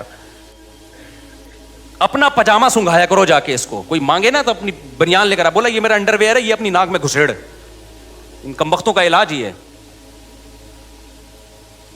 ایک آدمی نے عامل کے ساتھ صحیح کیا تھا, اس نے کہا آپ کے بال چاہیے, اس نے زیر ناف بال لے جا کے دے دیے اس کو. صحیح کیا بالکل. مجھے اچھا نہیں لگ رہا مسجد میں یہ باتیں کرتے ہوئے, لیکن تمہارے دلوں سے میں تمہاری زندگیاں بچانے کے لیے ان کمبختوں کی عقیدت نکالنا چاہتا ہوں. دشمنی تو میں مول رہا ہوں, تمہیں تھوڑی کچھ کہے گا, دشمنی تو میں مول رہا ہوں. تو بات آئی تھی دماغ میں, پتہ نہیں نکل گئی, اتنی خاندانی بات آئی تھی. تو وہ اس نے کہا بیلوں کے اوپر جو ہے نا یہ سارا آج کا جو ٹاپک ہی بڑھ گیا سارا ان عاملوں کے چکر میں. سارا ٹاپک جو میں کتنا شکر کا اور وہ لے کے چلا تھا, وہ ٹاپک تو بڑھ گیا. یہ بھی ضروری ہے بھائی. ان عاملوں کے مفتی رشید احمد خورشید صاحب ہمارے لیے قابل احترام ہے, کائنڈلی لیکن یہ عاملوں کے بارے میں کسی کی باتوں میں نہ ہو, کوئی ان دلوں میں تیل نہیں ہے. تو بات اتنی خاندانی تھی یار, عامل کے بارے میں تھی, نکل گئی دماغ سے. تو کوئی بھی حرم کا امام کا علاج کر رہا ہے, یہ سب منجن ہوتے ہیں ان لوگوں کے کہ میں نے امام میں فلانے کا کیا تو میں نے ڈمکانے کا کیا, تو وہ پھر تصویریں لگا کے ہاں یاد آ گیا, الحمدللہ, اللہ کا بڑا. دیکھو میرے ساتھ بھی کسی کی تصویریں دیکھو نا کہ میں اس کے لیے دعا کر رہا ہوں, اس کی مسجد میں کھڑے ہو کر اس کے لیے دعا کر رہا ہوں, تو وہ آپ سے اگر چندہ مانگتا ہے تو ان تصویروں کی بیس پہ آپ چندہ بولو مت دو کہ بھئی مفتی صاحب اس کی مسجد میں جا کے دعا. میں نے جب چندے کا بولنا ہوگا تو میں اپنے منہ سے پھوٹوں گا, کیونکہ اس طرح 2 نمبر لوگ بھی مجھے کیش کراتے ہیں کہ بھائی کہیں بھی مسجد بن رہی ہے میں تو چلا جاؤں گا دعا مانگنے. تو لوگ کہتے ہیں مفتی صاحب اس مسجد میں کھڑے ہوئے تھے تو اس کا مطلب یہ ریلائبل آدمی ہے. نہیں بھائی, اس کا یہ مطلب نہیں ہے. ہو سکتا ہے ریلائبل ہو سکتا ہے 2 نمبر. چند باتیں فراڈی لوگوں کی علامتیں, مذہبی فراڈیوں کی, غیر مذہبی کی تو وہ تو آپ جانتے ہوگے. جب میں مذہبی لائن کا آدمی ہوں نا, مذہبی فراڈیوں کی چند باتیں. مدرسے کا محتمم بھی ہو اور 4 بیویاں بھی ہوں, فوراً احتیاط برتو اس سے. اچھا, لوگ مجھے آ کے بتا رہے ہوتے ہیں مفتی صاحب میری 4 وائف ہیں.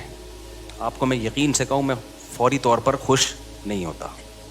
میں ایک دم سمجھ جاتا ہوں کہ یہ پہلی علامت ہے 2 نمبر ہونے کی. آپ کہو گے یار مفتی صاحب کس طرح کی باتیں کر رہے ہیں. وجہ اس کی میں سب سے پہلے پوچھتا ہوں آپ کی سورس آف انکم کیا ہے. بات آ رہی ہے سمجھ میں؟ کیونکہ غریب آدمی کو 4 ملتی نہیں ہے. مل سکتی ہیں, میں یہ نہیں کہہ رہا کہ وہ فراڈی ہے, ایسا نہ ہو کوئی 4 رکھی ہوئی ہوں تو آپ بولو فراڈی ہے, یہ ضروری نہیں ہے. لیکن محتاط ہو جاتا ہے آدمی کہ یار یہ مل کیسے گئی تجھے 4, کیونکہ ہم نے تو ابھی جا کے ہوئی ہیں ہماری, ہمیں پتہ ہے کتنے پاپڑ بیلنے پڑتے ہیں, اور اب ہم مشہور ہو گئے اور مالی لحاظ سے بھی کافی اسٹیبل ہو گئے پہلے کی نسبت, لیکن کیسے مل گئیں. لوگ مجھے آ کے بتا رہے ہوتے ہیں پنجاب گیا وہاں میری 4 ہیں. میں ایک دم تھوڑا سا نا ایسے ہوتا ہوں, اللہ خیر کرے یار. جی آپ کرتے کیا ہیں؟ میرا پراپرٹی کا بزنس ہے. ماشاءاللہ آپ کا پراپرٹی کا بزنس ہے. یہ آپ نے بھی اسی پروسیس سے گزرنا ہے. تو پراپرٹی کے لیے بھی تو پہلے کہیں سے پیسہ آیا ہوگا نا, باپ دادا سے چلتا آ رہا ہے یہ بزنس آپ کا. پھر جب وہ کہتے ہیں نا میرا مدرسہ ہے, تو میں اور بھڑکنے لگتا ہوں, کیونکہ مدرسہ سے بڑی نوٹ چھاپنے کی مشین اس کائنات میں IMF نے بھی ایجاد, بولو اب چپ کیوں ہو گئے. IMF جو نوٹ چھاپتا ہے نا, جو قرضہ دینے کے لیے, نوٹ تو IMF نہیں چھاپتے نا, نوٹ تو مختلف.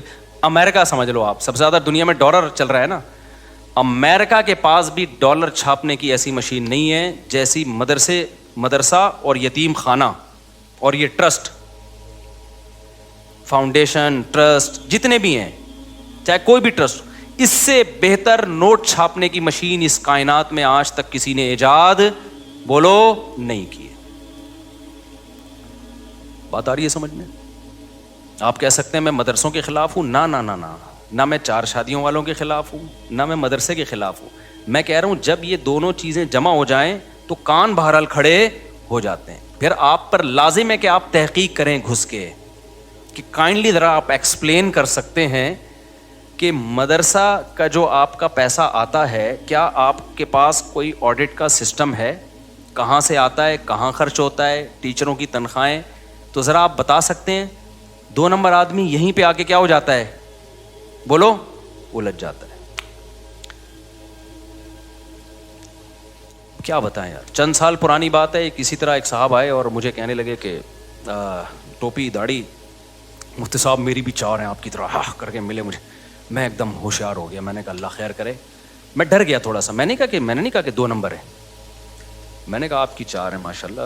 اوپر سے میں نے کہا بڑی خوشی ہوئی نا سن کے.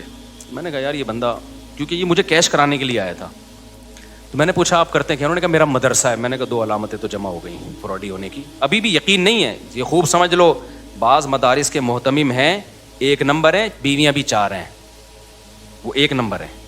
یہ مطلب ہرگز نہیں ہے کہ کوئی مدرسے کا محتمم 4 شادیاں کر لے تو وہ 2 نمبر ہے. نہ, میں تو احتیاط کا حکم دے رہا ہوں آپ کو.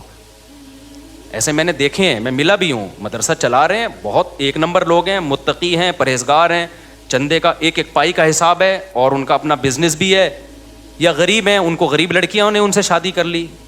تو ایسا پاسبل ہے, کسی پہ الزام لگانا مقصد بولو نہیں ہے. لیکن جب میرے سے کوئی معاملہ کرے گا تو پھر تو مجھے حق ہے نا کہ میں گھسوں تحقیق میں. تو آ کے ملے جی میری 4 ہیں ماشاء اللہ. میں نے کہا اللہ خیر کرے, اس کچھ اتنی کم عمری میں 4 مل کیسے گئی. تو میں نے کہا آپ کرتے کیا؟ انہوں نے کہا مدرسے کا میں محتمم ہوں. میں نے کہا لے بھائی, فراڈی ہونے کی دوسری علامت بھی بولو سامنے آ گئی. میں نے پھر باتوں باتوں میں پوچھا, میں نے کہا وہ کہتے ہیں میرا پراپرٹی کا بزنس ہے, بزنس ہوگا, لیکن مجھے یقین نہیں تھا بھائی ہو سکتا ہے ایک نمبر آدمی ہو. تیسری چیز جب باتوں باتوں میں پتہ چلی کہ میں عملیات بھی کرتا ہوں, اور میں دبئی اور سعودی عرب میں ہمارے بندے جاتے ہیں اربوں کے جن نکالنے کے لیے. میرے ساتھ ساتھی بیٹھے ہوئے تھے. میں نے کہا تورات, انجیل, قرآن پاک اور زبور, چاروں کتابوں پہ ہاتھ رکھ کے قسم اٹھا کے کہنے کے لیے تیار ہوں کہ یہ بندہ 100% 2 نمبر ہے. یہ حلال نہیں کما رہا, یہ مدرسے کا پیسہ بھی مارتا ہوگا دبا کے, لیکن میں نے اناؤنس نہیں کیا اس کے بارے میں. چند دنوں کے بعد اس کے ساتھ جب کہیں میری ایسے نیٹ پہ تصویریں وائرل نہیں ہوئی, کسی کے پاس گئیں تو ایک بڑے مفتی ہیں کراچی کے, ان کا فون آیا, مفتی صاحب یہ بندہ بہت بڑا فراڈی ہے, آپ کس کے ساتھ گھوم رہے ہو؟ نہیں آئی میرا خیال ہے بات سمجھنے. مفتی صاحب یہ بہت کرپٹ آدمی ہے, بدنام زمانہ ہے. میں نے کہا ہم نے تو پہلے ہی 4 کتابوں پہ ہاتھ رکھ کے قسم اٹھانے کی قسم اٹھا لی تھی.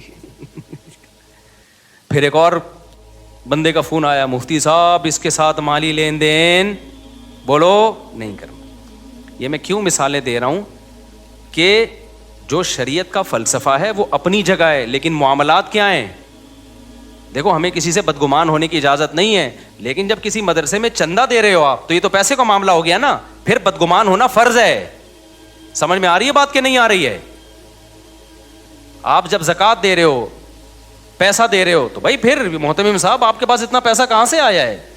ہاں ہر ایک نہ آ کے پوچھے, محلے والے پوچھ سکتے ہیں, محتمم کے ذمے بتائے بھائی میرا یہ بزنس الگ ہے اور مدرسے کا حساب کتاب کیا ہے, الگ ہے. اور یہ بھی یاد رکھو یہ غیر قانونی ہے کہ ایک ہی آدمی کے ہاتھ میں سارا حساب کتاب ہو. دنیا میں کوئی ٹرسٹ, کوئی فاؤنڈیشن ایسی نہیں ہے جس میں ایک آدمی ون مین شو ہو, یہ انلیگل ہے. ایک صاحب گئے, مولوی صاحب باہر ملکوں میں چندہ مانگ رہے ہیں, مجھے کسی نے کہا کہ آپ کے جاننے والے ہیں, آپ کا نام؟ میں نے کہا میں نہیں جانتا بھائی کسی کو. تو کہہ رہے یار یہ تو کہہ رہے اتنی بیوہ. میں نے کہا بھائی یہ تو انلیگل کام ہے. ٹرسٹ جب بنتے ہیں 10-11 آدمی ہوتے ہیں, ان کو پتا ہوتا ہے کہاں سے پیسہ آ رہا ہے, ان 10-11 کو آپ کو اعتماد میں لینا پڑتا ہے. اگر کوئی مدرسے کا محتمم ایسا ہے ادھر سے پیسہ آ رہا ہے اسی محتمم کی جیب سے نکل کے جا رہا ہے, کوئی پوچھنے والا ہی نہیں ہے, تو بس بدگمان ہونے کے لیے اتنا کافی ہے. اس سے زیادہ ڈیٹیل میں بولو ہم تم سر پہ چڑھ کے تھوڑی دیکھیں گے کیا کر رہا ہے تو. پوری ٹیم ہوتی ہے, کوئی ٹرسٹ ہوتا ہے, رجسٹریشن ہوتی ہے اس کی. دیکھو مسجد میں جب پیسہ آتا ہے تو کمیٹی ہوتی ہے نا. اگر صدر یہاں سے پیسہ لے یوں جیب میں رکھے اور ایک پنکھا لا کے لگا دے, پھر وہاں سے 1 کروڑ روپے لیے ادھر جیب میں رکھے اور جا کے ایک ٹائلیں لگا دیں, تو باقی کمیٹی پوچھے گی نا کہ کیا کر رہے ہو بھائی, ہمیں کیوں نہیں بتا رہے؟ حق بنتا ہے کہ نہیں بنتا؟ تو مدرسے میں بھی یہی حق بنتا ہے, ٹرسٹوں میں بھی یہی حق بنتا ہے. تو یہ پوری دنیا میں ایک لا ہے اور یہ شریعت کے بالکل مطابق لا ہے. اس لا کو فالو کرنا پڑے گا. ون مین شو جہاں بھی چل رہا ہے, شریعت آپ کو مالی معاملات میں بدگمان ہونے کی اجازت نہیں بلکہ حکم دیتی ہے, خاص طور پہ زکوٰۃ, صدقے اور خیرات کے معاملات میں. ہاں کسی کو پرسنلی کسی پہ ذاتی اعتماد ہے وہ پھر ان دونوں کا آپس کا معاملہ ہے. آپ پہ کسی کو بہت زیادہ ٹرسٹ ہے کہ بھائی یہ بندہ 1 نمبر ہے, تو آپ کو آگے پیسے پکڑا دیتا ہے, آپ کسی غریب کو دے دینا, یہ آپ کا آپس کا معاملہ ہے. کسی کو بھی کسی پہ ٹرسٹ ہو سکتا ہے. جہاں کھلے عام چندے ہوں گے نا, کھلے عام کوئی ٹرسٹ چل رہے ہیں, ادارے چل رہے ہیں, وہاں پر ایک شخص کے ہاتھ میں معاملہ نہیں ہو سکتا. سمجھتے ہو کہ نہیں سمجھتے؟ ہماری مسجد میں 15 سال پرانی بات ہے, ایک ڈبہ لگا ہوا تھا چندے کا, لوگ جا جا کے پیسے ڈالتے. جب بھی ڈبہ کھلتا تو پیسے ہی نہیں ہے, پیسے ہی نہیں ہے, رسیدوں میں امام کی تنخواہ نہیں ہے, مؤذن کی تنخواہ نہیں نکل رہی. تو مجھے کمیٹی کے کسی جو صدر صاحب انہوں نے کہا بھائی بڑا مسئلہ ہو رہا ہے. میں نے کہا بھائی تالا جو ہے نا 2 آدمی کھولیں گے لازمی, جب تک 2 بندوں کے الگ الگ چابی نہیں ہوگی پیسے نہیں. جیسے یہ ہوا ہے ڈبل سے بھی زیادہ پیسہ ہو گیا. کوئی نمازی بھائی کمیٹی ہی کے چرا رہے تھے پیسے الحمدللہ, یا کمیٹی کا نہیں ہوگا, کوئی نمازی الگ سے کسی نے چابی بنائی ہوئی ہوگی. بھائی یہ کیا بات ہے کہ ایک آدمی تالا کھول رہا ہے تو پیسے کم آ رہے ہیں, دو مل کے کھول رہے ہیں تو پیسے بولو نا زیادہ آ رہے ہیں. تو پیسوں کے معاملات میں کوئی بھی آپ کو جب الو بنانے کی کوشش کرتا ہے تو آپ الو بولو مت بنا کرو. آپ پوچھو بھائی میں نے 20 دفعہ یا انتظامیہ سے کہا ہے, خود ان سے پوچھے بغیر, کیونکہ بدگمانی سے روکنا خود فرض ہے. نبی صلی اللہ علیہ وسلم اپنی کسی زوجہ کے ساتھ تنہائی میں کھڑے ہوئے تھے, ایک صحابی قریب سے گزرے, آپ نے ان کو بلایا, فرمایا میری زوجہ ہے. ان صحابی نے کہا یا رسول اللہ میں آپ پہ تھوڑی شک کروں گا, میں نے یہاں انتظامیہ سے جب میرے پاس ریوو گاڑی آئی ہے, میں نے کہا آپ ایسا نہ ہو میرے خلاف ادھر ادھر باتیں کرنا شروع کر دیں, آپ پوچھو میں آپ کو بتاؤں گا یہ گاڑی میرے پاس کہاں سے آئی ہے, آپ پوچھو میں بتاؤں گا میں نے 4 شادیاں کیسے کر لی ہیں, کہاں سے کھلا رہا ہوں, 4 گھر کیسے چلا رہا ہوں. ان کو میں نے خود حق دیا ہے تاکہ بدگمان نہ ہو, کیونکہ شک ہو سکتا ہے ایسا نہ ہو مفتی صاحب مسجد کے نام پہ دائیں بائیں سے چندہ لے کے اپنے مزے اڑا رہے ہوں, دے دنادن شادیاں کر رہے ہوں. میں سمجھا پا رہا ہوں اپنی بات. اس کو کہتے ہیں معاملات جو آج کل مارکیٹ میں کیا چل رہے ہیں, شارٹ. اور جس محتمم سے پوچھو نا, مدرسے کا ہو یا مسجد کا ہو, کہ تمہارے پاس پیسہ کہاں سے آتا ہے, اس کو اگر غصہ آ جائے نا اس کا مطلب 2 نمبر ہے. اس کا مطلب کیا ہے, وہ اگر نا تم کون ہوتے پوچھنے والے. ہاں یہ نہیں کہ ہر چلتا پھرتا, محلے والوں کی بات کر رہا ہوں, جو محلے کے جو بھی سنجیدہ لوگ ہوتے ہیں. ایسا نہ ہو کہ کوئی بھی 10 سال کا بچہ اٹھ کے جا کے پوچھ رہے تمہارے پاس پیسہ کہاں سے آیا, ادھر سے دوسرا آ رہا ہے تمہارے پاس پیسہ کہاں سے آیا, یہ تو پھر غیر اخلاقی حرکت ہے نا. جو بھی محلے کے ذمہ دار سمجھدار لوگ ہوتے ہیں ان کو یہ حق ہے کہ آپ کے ادارے میں علاقے میں کوئی مدرسہ ہے, آپ محتمم سے جا کے پوچھیں. الحمدللہ ہمارے مدارس میں میجورٹی ٹھیک لوگوں کی ہے ہمارے مدارس میں, لیکن فراڈی لوگ بھی مدرسہ بنا لیتے ہیں. علماء فراڈی نہیں ہوتے, یہ خوب سمجھ لو, مدارس کے محتمم فراڈی نہیں ہوتے, لیکن فراڈی لوگ بھی مدرسوں کے محتمم بن جاتے ہیں, بلکہ مدرسے بنا لیتے ہیں کیونکہ نوٹ چھاپنے کا بہترین طریقہ ہے. تو میں جلدی بات کو سمیٹ کے مکمل کروں. ایک عدالتی خلا کے بارے میں نے کہا بالکل 100% کیا ہے غلط, تو یہ کانفیڈنٹلی کہا ہے, یہ میں نے مذاق بولو نہیں کیا. ایک میں نے یہ کہا تھا کہ عامل سارے 2 نمبر ہوتے ہیں اور جو 2 نمبر نہیں ہوتے وہ بھی اوپر کی سیٹنگ ان کی آؤٹ ہوتی ہے, یہ میں نے بالکل بھی مذاق بولو نا نہیں کیا. اور مجھے اس کے ما لہو و ما علیہا سب پتہ ہے کہ کون حضرت بزرگ ہمارے اکابر میں کون ہے جو عاملوں سے علاج کروا رہے ہیں, کون نہیں کروا رہے. وہ عامل ان بزرگوں کی ہمارے دل میں بڑی عقیدت محبت ہے, ہمیں پتہ ہے عامل ان کو بھی الو بنا رہا ہے. تیسری چیز قضاء عمری کا تو بتا دیا میں نے, کوئی معاف نہیں ہوتی قضاء عمری. چوتھی 3 طلاقیں 3 ہوتی ہیں. تو ابھی میرے خلاف نا کچھ اہل حدیثوں کا آ گیا, کسی نے میرے خلاف مضمون لکھا مفتی صاحب 3 طلاق کے مسئلے میں بھی بہت جذباتی ہو جاتے ہیں اور ان کے پاس علم نہیں ہے. اصل میں جب انسان کے پاس علم ہوتا ہے تو اعتدال ہوتا ہے. علم ہے تبھی کانفیڈنٹلی کہہ رہا ہوں کہ ککھ بھی نہیں ہے, 3 طلاقوں کو ایک کہنے کی کوئی دلیل بولو نہیں. یہ جو مشہور حدیث پیش کی جاتی ہے نا نبی کے دور میں 3 طلاقیں ایک ہوتی تھیں, ایسی ہی حدیث متا کے بارے میں بھی ہے. جابر بن عبداللہ کہتے ہیں ہم نبی کے دور میں متا کر لیا کرتے تھے, عمر نے پابندی لگائی ہے. تو جو اس حدیث کا جواب ہے نا وہی اس حدیث کا بھی وہی جواب. اور نبی کے دور میں ثابت ہے کہ 3 طلاقوں کو 3 مانا گیا ہے. اور ہمارے یہاں اہل حدیث حضرات جب ٹی وی پہ آتے ہیں تو حدیث کا ترجمہ بھی غلط کر رہے ہوتے ہیں. ایک مشہور اہل حدیث عالم ہے, جب ٹی وی میں ان سے سوال پوچھا گیا کہ 3 طلاقیں کتنی ہوتی ہیں, انہوں نے کہا صحیح مسلم کی حدیث ہے عبداللہ بن عباس سے کہ نبی کے دور میں ایک مجلس کی 3 طلاقیں ایک شمار ہوتی تھیں. میں نے کہا یہاں ڈنڈی مار دی ہے انہوں نے, ایک مجلس کا لفظ اپنی طرف سے کیا کیا ہے حدیث میں ایڈ کیا ہے, کہیں بھی نہیں. حدیث میں علی اطلاق ہے تو وہ منسوخ حکم ہے. جیسے متا نبی کے دور میں ہوتا تھا لیکن نبی کے دور میں منسوخ ہو گیا تھا, جابر بن عبداللہ کو نہیں پتہ چلا. تو ایسے ہی نبی کے دور میں 3 طلاق ایک سمجھی جاتی تھی, نبی تھوڑی سمجھتے تھے, وہ صحابہ سمجھتے تھے جو زمانہ جاہلیت کے حساب سے, کیونکہ زمانہ جاہلیت میں 3 کو ایک سمجھا جاتا تھا. پھر اللہ نے اس حکم کو منسوخ کیا. یا پھر یہ حدیث رخصتی سے پہلے کے بارے میں ہے, کیونکہ دوسری حدیث میں آتا ہے قبل ان یدخلوها, اسی حدیث کی دوسری حدیث میں ہے کہ رخصتی سے پہلے 3 طلاقیں ایک سمجھی جاتی تھیں. تو ایک حدیث دوسری حدیث کو ایکسپلین کر رہی ہے نا, ورنہ بخاری میں بھی ہے کہ 3 طلاقیں 3 ہوتی ہیں, قرآن میں بھی ہے 3 طلاق, قرآن میں تو 2 مقام پر ہے کہ 3 طلاقیں 3 ہوتی ہیں. تو یہ کانفیڈنٹلی ہم نے کہا ہے, ہم نے آپ کے ساتھ مذاق بولو نہیں کیا ہے, ایسا نہیں ہے کہ. تو اچھا اس میں نے جب یہ کہا کہ اجماعی مسئلہ ہے, آخری بات, تو ایک جو ہے وہ اہل حدیث نے میرے خلاف کلپ بنایا کہ اجماعی کہاں سے ہو گیا. امام طحاوی نے لکھا ہے کہ بعض لوگ اس کے قائل ہیں کہ 3 ایک ہوتی ہیں. تو پھر انہوں نے یہ شو کیا کہ مفتی صاحب کو تو پتہ ہی کچھ نہیں ہے. بھائی جان ہمیں پتہ ہے, امام طحاوی کے قول کا بھی پتہ ہے اور اس کا مطلب کیا ہے. امام طحاوی نے لکھا ہے اپنے دور میں کہ بعض لوگ اس کے قائل ہیں کہ 3 ایک ہوتی ہیں, پھر امام طحاوی نے دلائل دیے ہیں کہ ان کا قول غلط ہے, اور آخر میں یہ ثابت کیا ہے کہ اجماع سے ثابت ہے کہ تین تین ہوتی ہیں. کیا مطلب؟ امام طحاوی سے پہلے اجماع تھا کہ تین تین ہوتی ہیں, امام طحاوی کے وقت میں کچھ لوگ اس کے قائل ہوئے کہ تین ایک ہوتی ہیں. تو جب ایک دفعہ کسی مسئلے پر اجماع ہو چکا ہوتا ہے اب اس کی مخالفت کالعدم ہوتی ہے شریعت میں. تو پہلے اجماع ہو چکا ہے صحابہ کے دور میں اس پہ. تو یہاں اہل حدیث اس مسئلے میں ٹو دا پوائنٹ بات کبھی نہیں کرتے, کبھی مفسرین کے حوالے لے آتے ہیں, کبھی فلاں کے حوالے, کبھی کہتے ہیں عبداللہ بن عباس سے تین کو ایک کہنا بھی ثابت ہے, عبداللہ بن عباس سے قطعاً تین طلاقوں کو ایک کہنا ثابت نہیں ہے. کوئی ہے تو ہمارے سامنے لے کر آؤ, ہم اس کا جواب دیں گے. تو کخ بھی نہیں ملتا اس میں. تو اس لیے, اور یہ جو امام طحاوی نے لکھا ہے نا کہ بعض لوگ اس کے قائل تھے کہ تین ایک ہوتی ہیں, تو بعض سے اہل سنت بھی ہیں, کوئی شیعہ تو مراد نہیں ہے کہیں, کیونکہ شیعہ لوگ مانتے تھے, وہ شروع سے ہی ان کا یہ عقیدہ ہے کہ تین ایک ہوتی ہیں, اور بعض نے کہا تین ایک بھی نہیں ہوتی. یہ شیعہ لوگوں کا ہے, یہ اہل سنت والجماعت کا نہیں ہے. یہ اہل سنت والجماعت کے یہاں تین دے دیں تو خلاص ختم, قرآن میں بھی ہے حدیث میں بھی ہے. اور میں اہل حدیث سے کہتا ہوں کہ قرآن حدیث کو صحابہ سے اچھا کوئی سمجھ سکتا ہے؟ کوئی ایک صحابی دکھا دو یار, ایک صحابی دکھا دو بھائی, ٹھیک ہے نا, ضعیف سند سے دکھا دو جنہوں نے ایک مجلس کی تین کو ایک کہا ہو. اور میں آپ کو بہت سارے دکھا سکتا ہوں جنہوں نے ایک مجلس کو کتنا کہا ہو, تین کہا ہو, اور دلیل میں قرآن کی آیت پیش کی ہے انہوں نے, عمر لا کا حوالہ نہیں دیا.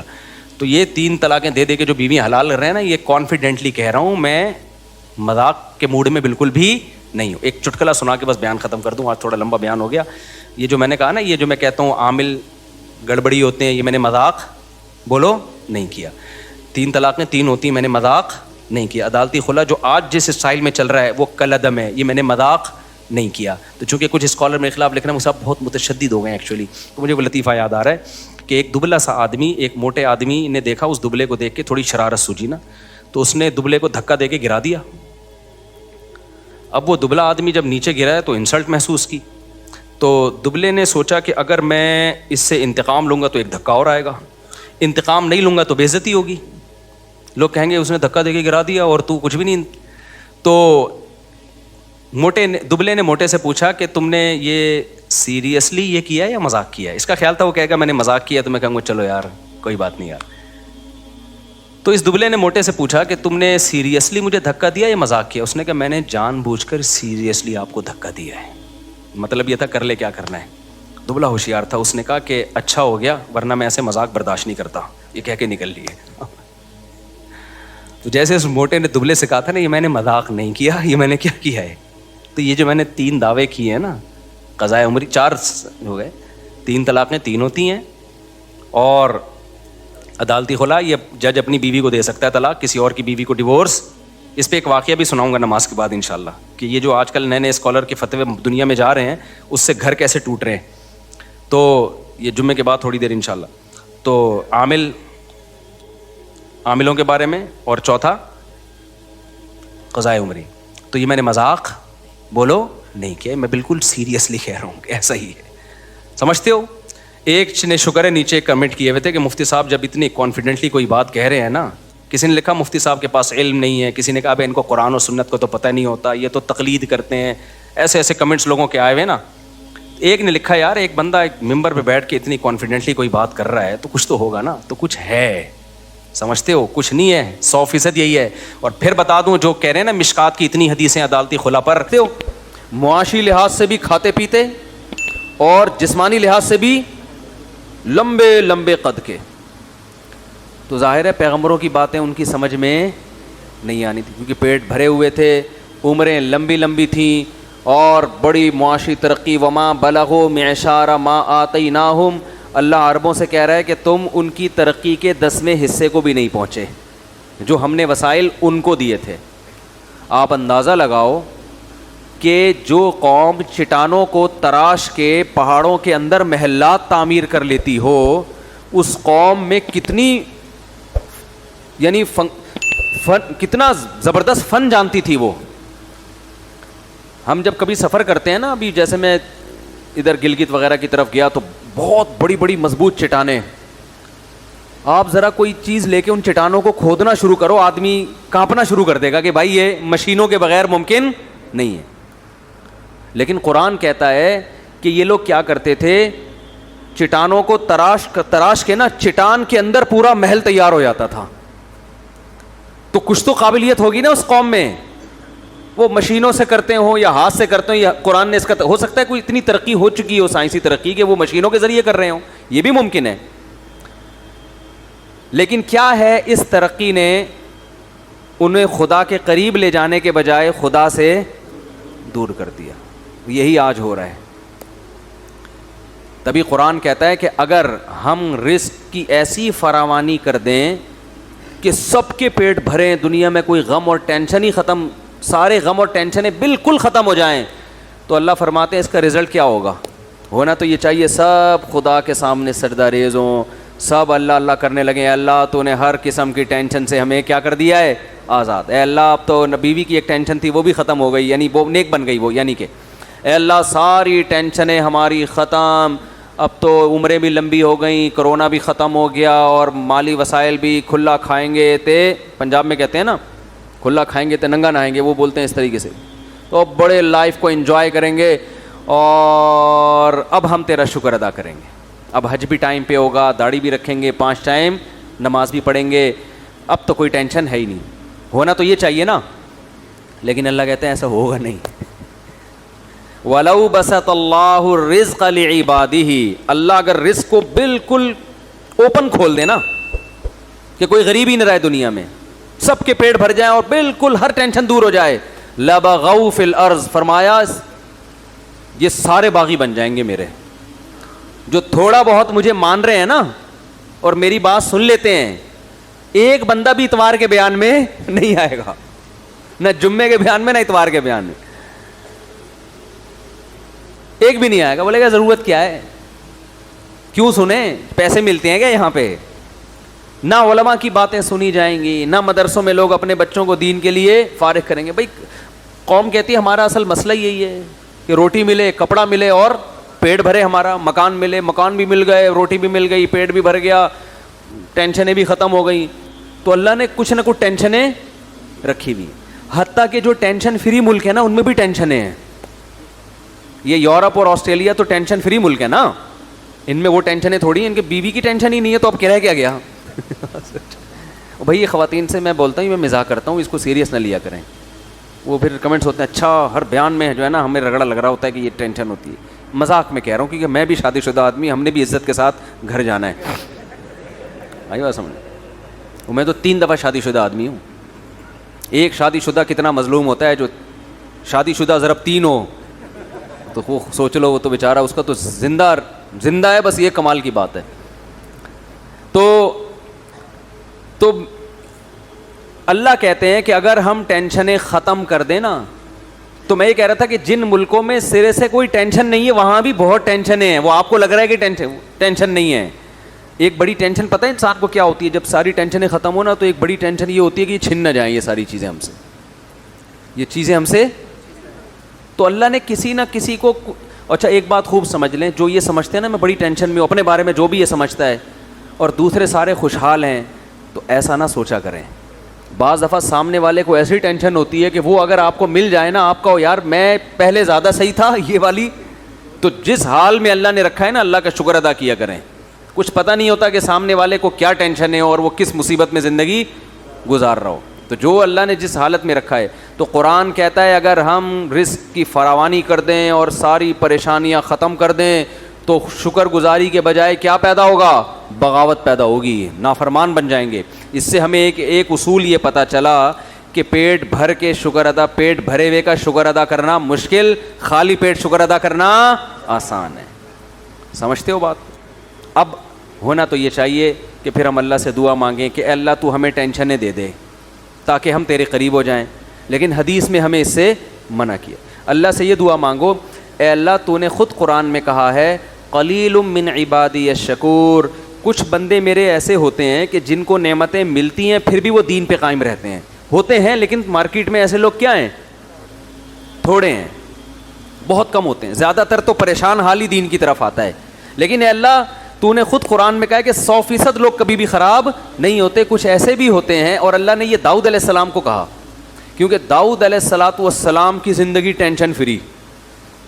داؤد علیہ السلام نے میدان جنگ میں جالوت کو قتل کیا نا, بڑی بہادری دکھائی, تو ٹینشن میں زندگی گزاری, ظاہر ہے انہوں نے ٹریننگ کی, جہاد کی, میدان جنگ میں جان ہتھیلی پر رکھ کر لڑے, تو اللہ کو آپ پر اتنا پیار آیا کہ اللہ نے آپ کو نبوت بھی دے دی اور بادشاہ بھی بنا دی اللہ نے آپ. اس کے بعد داؤد علیہ السلام کی ٹینشنیں کیا ہو گئیں؟ دولت کی ریل پیل اور حکومت, خلافت. تو قرآن کہتا ہے اے داؤد اللہ کا اب آپ نے شکر ادا کرنا ہے, ناشکری نہیں کرنی. ایسا نہ ہو کہ اب آپ کا لائف اسٹائل ہی چینج ہو جائے. پہلے آپ عبادت گزار تھے, دن میں روزے رکھتے تھے, رات کو تہجد پڑھتے تھے.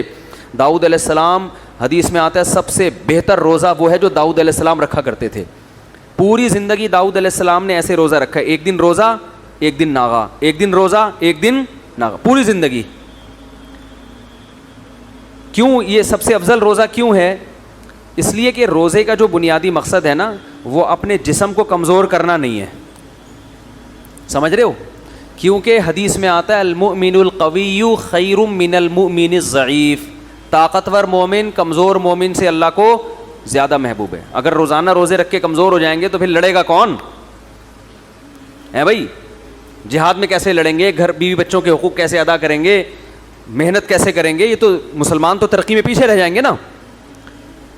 اور اگر اس چکر میں کہ کمزور نہ ہو روزہ ہی نہ رکھیں تو یہ بھی غلط ہے, کیونکہ صرف جسمانی طاقت نہیں چاہیے, ہمیں روحانی طاقت بھی چاہیے. اور روحانی کہاں سے آتی ہے؟ وہ تو روزہ رکھنے سے آتی ہے. روزہ آپ کو خواہشات سے کیا کرتا ہے؟ روکتا ہے. روٹی کھانے کا دل چاہ رہا ہے, نہیں کھا رہے آپ, تو آپ میں اپنے نفس کے خلاف ایک قوت پیدا ہوتی ہے. بھائی دنیا میں سب سے بڑا مسئلہ یہی ہے نا کہ جو دل چاہتا ہے بس کرنے کا سوچتا ہے انسان, اب قوت برداشت ہی ختم ہو گئی ہے نا. تو روزہ کا مقصد کیا ہوتا ہے؟ خواہشات پہ کنٹرول کرنا. علماء کہتے ہیں کہ اگر ڈیلی آپ روزہ رکھیں گے نا تو خواہشات پہ کنٹرول کرتے کرتے اسی کی عادت ہو جائے گی روزے کی, پھر زیادہ روٹی اور ان چیزوں کی طرف دھیان ہی نہیں جائے گا آپ کا. سمجھتے ہو؟ تو اس سے کیا ہوگا کہ جسم تو کمزور ہونا شروع ہوگا کیونکہ ڈیلی روزہ ہو رہا ہے, روحانی قوت اس طرح سے بڑھے گی نہیں کیونکہ آپ یوز ٹو ہو گئے نا, عادی ہو گئے آپ. تو وہ کہتے ہیں ایک دن چھوڑ کے روزہ رکھنے میں کیا ہوتا ہے کہ عادت پڑتی نہیں ہے روزے کی, جسم بھی کمزور نہیں ہوتا کیونکہ آج نہیں کھایا تو کل کھاؤ گے آپ, باڈی صحیح سیٹ رہتی ہے. لیکن ٹینشن اتنی ہوتی ہے نا کہ روزے کی عادت پڑتی نہیں ہے آپ کو. ایک دن رکھا ایک دن چھوڑ دیا, پھر دوبارہ رکھنا بڑا مشکل ہوتا ہے. بھائی رمضان میں ہم کنٹینیو رکھ لیتے ہیں نا عادت, 10-15 دن کے بعد تو ایسے عادت پڑتی ہے پتہ ہی نہیں چل رہا ہوتا. لیکن ایک دن رکھنا پھر ایک دن چھوڑنا پھر اگلے دن رکھنا پھر اگلے دن, روٹین میں نہیں آتی یہ چیز. جو چیز روٹین میں نہیں ہوتی اس کا کرنا بہت مشکل ہوتا ہے. تو اس لیے حدیث میں آتا ہے سب سے افضل روزہ کون سا تھا؟ داؤد علیہ السلام. ایک دن روزہ ایک, اور آپ کر کے دیکھیں آدمی ہل جاتا ہے, وہ نہیں ہوتا, اس سے عادت ہی نہیں پڑتی نا اس کی. تو کیسے اللہ کی عبادت کرتے تھے؟ تو اللہ نے قرآن میں داؤد علیہ السلام سے کیا فرمایا؟ اعملوا آل داؤد شکرا. داؤد اور آپ کی آل, آپ کا خاندان, کیونکہ داؤد علیہ السلام کو جب حکومت ملی تو خاندان بھی غریبی میں فائدہ اٹھاتا ہے نا, اس سے ان کی بھی عزت ہوتی ہے, بھائی شاہی خاندان کے لوگ ہیں. تو اللہ کہہ رہا ہے کہ اے داؤد آپ نے اللہ کا شکر ادا کرنا ہے, ان نعمتوں میں پڑھ کے اللہ سے غافل نہیں ہونا. آگے اللہ نے کیا فرمایا؟ قلیل من عبادی الشکور, میرے بندوں میں بہت تھوڑے شکر گزار ہوتے ہیں. خالی پیٹ رہ کے مسائل میں گھرے ہوئے تو بہت ہیں جو مجھے یاد کرتے ہیں, خوش و خرم زندگی گزار کے بھی مجھے یاد کریں, ایسے بندے مارکیٹ میں کیا ہیں؟ شارٹ ہیں. تو اللہ سے یہ دعا نہیں کرنی چاہیے کہ اللہ تو ہمیں ٹینشنیں دے تاکہ ہم تجھے بھولیں نہیں. یہ دعا کرنی چاہیے اے اللہ تو ہمیں داؤد علیہ السلام کی طرح نعمتوں میں ڈبو دے ہمیں, اور پھر ہمیں شکر کی توفیق بھی بولو عطا کر.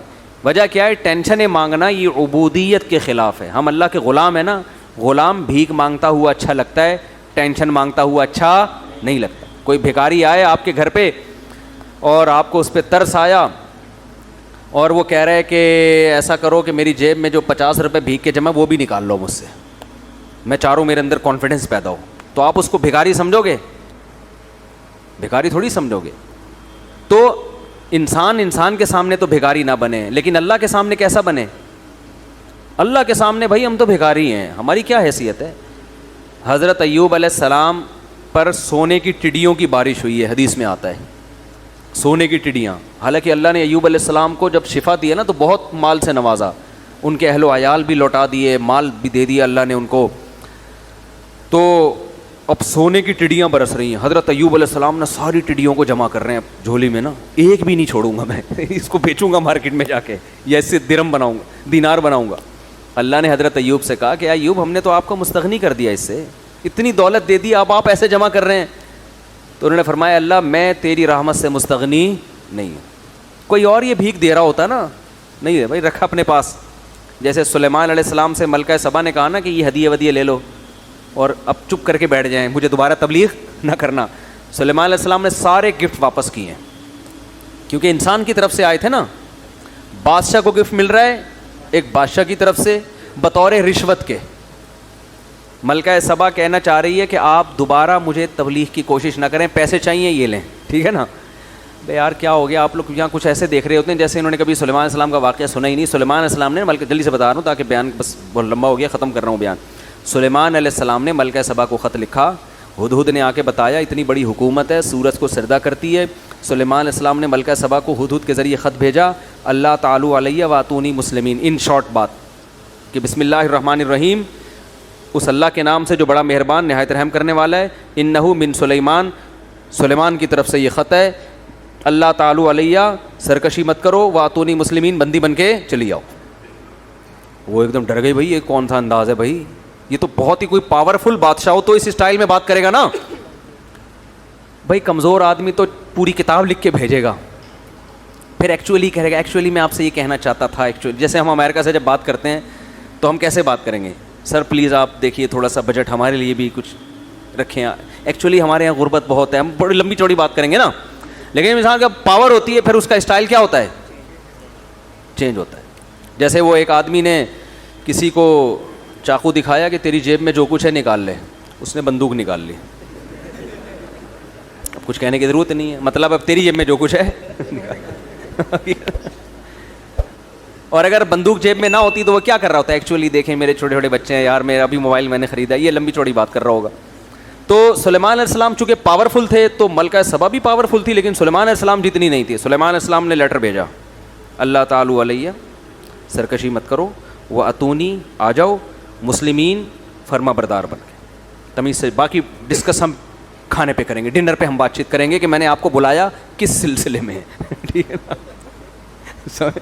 تو وہ سلسلہ یہ ہے کہ آپ سورج کی عبادت چھوڑ دو, توحید پہ آ جاؤ. مجھے اللہ نے پیغمبر بنا کے بھیجا ہے اسی کام کے لیے, اسی سلسلے میں نے آپ کو بلایا تھا, سمجھتے ہو. تو ملکہ سبا کو اندازہ ہوا کہ بھائی یہ تو بڑا عجیب انداز ہے ان کا. تو ملکہ سبا نے کیا سوچا کہ شاید ان کو پیسوں کی لالچ والچ ہو, تو میں اتنے قیمتی گفٹ ان کے پاس بھیجتی ہوں کہ دوبارہ اس قسم کا لیٹر نہیں بھیجیں گے. جیسے کراچی میں جب بھتہ خوری چل رہی تھی نا, تو کسی بدماش کا دکان پہ فون آتا تھا, اتنے پیسے لے کے فلاں جگہ پہنچ جا. وہ پہنچ جاتا تھا بیچارہ تھیلا لے کے, سر یہ ہے آئندہ میں خود ہی پہنچا دیا کروں گا, آپ فون کرنے کی زحمت نہ فرمائیں. تو ملکہ سبا یہ سمجھی کہ شاید یہ بھی معاذ اللہ لالچی ہیں, ان کو پیسے ویسے چاہیے. تو جب وہ آئے نا ہدیے ودیے کروڑوں روپے کے ہدیے لے کر, تو سلیمان علیہ السلام نے یہ نہیں ایوب علیہ السلام کی طرح سارے ہدیے جمع کر لی, لاؤ بھائی یہاں شاباش بھائی گودام بھرے بھائی, چل گودام کا دروازہ کھول, مال لوڈ کر. ایوب علیہ السلام تو یہی کر رہے تھے نا کہ وہ چادر میں ساری ٹڈیاں جتنی بھی گری ہیں کہ ایک بھی نہ رہ جائے, ساری جمع کرو, ایک بھی نہیں چھوڑوں گا. تو سلیمان علیہ السلام بھی تو یہ کر سکتے تھے نا کہ بھائی سارا مال جمع کرو, نا نا نا نا, کیونکہ وہ انسان کی طرف سے تھا نا, اور بادشاہ کی طرف سے تھا, ایک ملکہ کی طرف سے اپنی دھونس جمانے کے لیے. تو کہہ رہے ہیں بھائی سلیمان علیہ السلام نے الفاظ کیا کہے, ارجع الیہم, کہا کہ فلن اتمدوننی بمال, پیسے دینا کہ میری مدد کرنا چاہتے ہو, فما آتانی اللہ خیر مما آتاکم, میرے رب نے جو مجھے نعمتیں دی ہیں وہ تم سے بہتر, میں تمہارے ٹکڑوں کا محتاج نہیں ہوں. دیکھو انسان جب انسان سے بات کرے تو اس اسٹائل میں بات کرے, بڑوں سے نہ شروع کر دیں, ابا سے کہیں ابا آپ کو پیسے دے رہے ہیں, ابا میں آپ کے ٹکڑوں کا, چھوٹوں کی اپنے جیسوں سے. جو محبت سے گفٹ دے رہا ہوں وہ تو ٹھیک ہے, لیکن جو دھونس جمانے کے لیے دے رہا ہوں نا, تو خریدنے کے لیے آپ کو اس کے ساتھ یہی اسٹائل ہونا چاہیے. ابے اللہ نے ہمیں بہت کچھ دیا ہے, تمہارے ٹکڑوں کے محتاج نہیں ہے, سمجھتے ہو. تو سلیمان علیہ السلام نے کیا فرمایا؟ ما آتانی اللہ خیر مما آتاکم، میرے رب نے جو مجھے دیا ہے وہ تمہاری نعمتوں سے بہت زیادہ. بل انتم بہدیتکم تفرحون، اصل بات یہ ہے کہ تم اترا رہے ہو، دھونس جمانا چاہ رہے ہو کہ ہمیں اتنا ہمارے پاس ہے، شو بازی میں آئے ہوئے ہو. پھر کہنے لگے ارجع الیہم، قاصد سے کہا واپس چلا جا آرام سے، اور اب خط نہیں آئے گا، اب خط نہیں آئے گا. فَلَنَأْتِيَنَّهُمْ بِجُنُودٍ لَا قِبَالَ لَهُمْ بِهَا، اب لشکر آئے گا اور ایسا لشکر لے کے ملک سبا پہ حملہ کروں گا کہ یہ اس کا مقابلہ نہیں کر سکتے. وَلَنُخْرِجَنَّهُمْ مِنْهَا أَذِلَّةً، سب کو رسوا کر کے ملک بدر کر دوں گا میں. وہ ڈر گئی بھائی یہ پیسوں کی لالچی نہیں ہے. تو یہ جو انداز سلیمان علیہ السلام کا تھا یہ تکبر نہیں ہے، اس کو کہتے ہیں استغنا، کہ مخلوق کے سامنے بھکاری پن نہیں دکھانا. اور ایوب علیہ السلام کو ٹڈیاں جو دے رہی تھی ملکہ سبا نہیں دے رہی تھی، وہ کون دے رہا تھا؟ وہ آسمان سے گر رہی تھی اللہ کی طرف سے، تو ساری جمع کر رہے ہیں. تو اللہ نے کہا کہ اے ایوب کیا ہم نے آپ کو مستغنی نہیں کر دیا؟ ہم نے تو بہت دولت دی آپ کو. تو ایوب علیہ السلام نے کہا اللہ میں تیری رحمت سے مستغنی نہیں ہوں، جتنا دے میں بھکاری ہوں. اب بھکاری کو آپ پیسے نکال کے دیتا رہو نا، 6 مہینے کھڑا رہے گا، جائے گا نہیں وہاں سے، بلکہ جتنا دو گے نا کہے گا اور دے دو.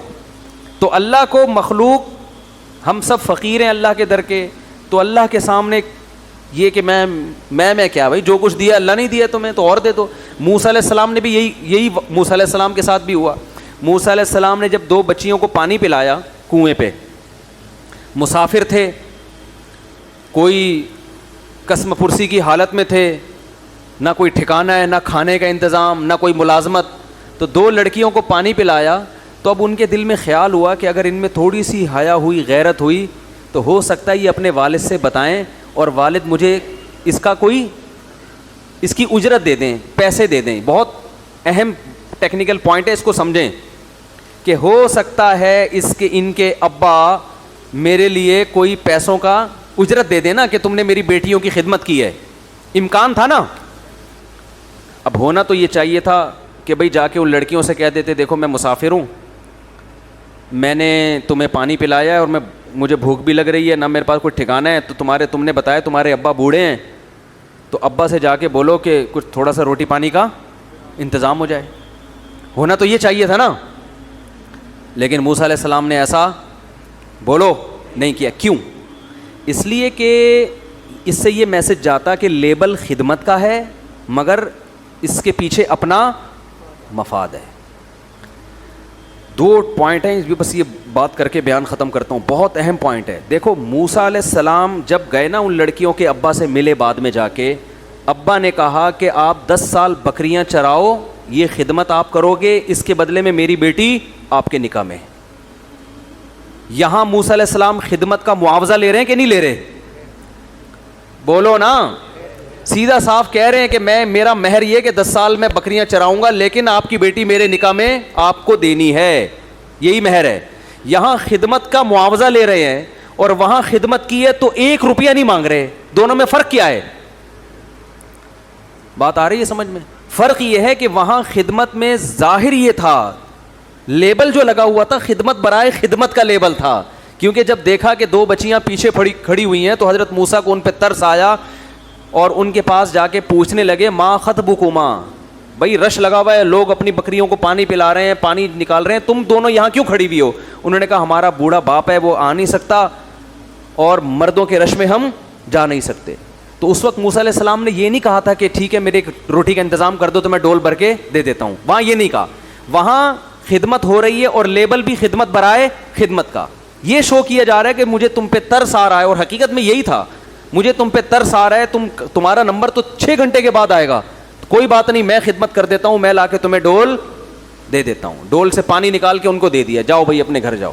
تو وہاں چونکہ خدمت کا لیبل خدمت کا تھا، وہاں دل میں یہ لالچ رکھنا جائز نہیں تھا. جیسے کہ آج کل لوگ خدمت کر رہے ہوتے ہیں کسی بوڑھے کی، مقصد ہوتا ہے کہ کوئی وصیت لکھ کے چلا جائے ہمارے نام. باس کی خدمت ہو رہی ہے لیکن مقصد ہے کہ ہماری تنخواہ بڑھا دے، چاپلوسی ہو رہی ہے.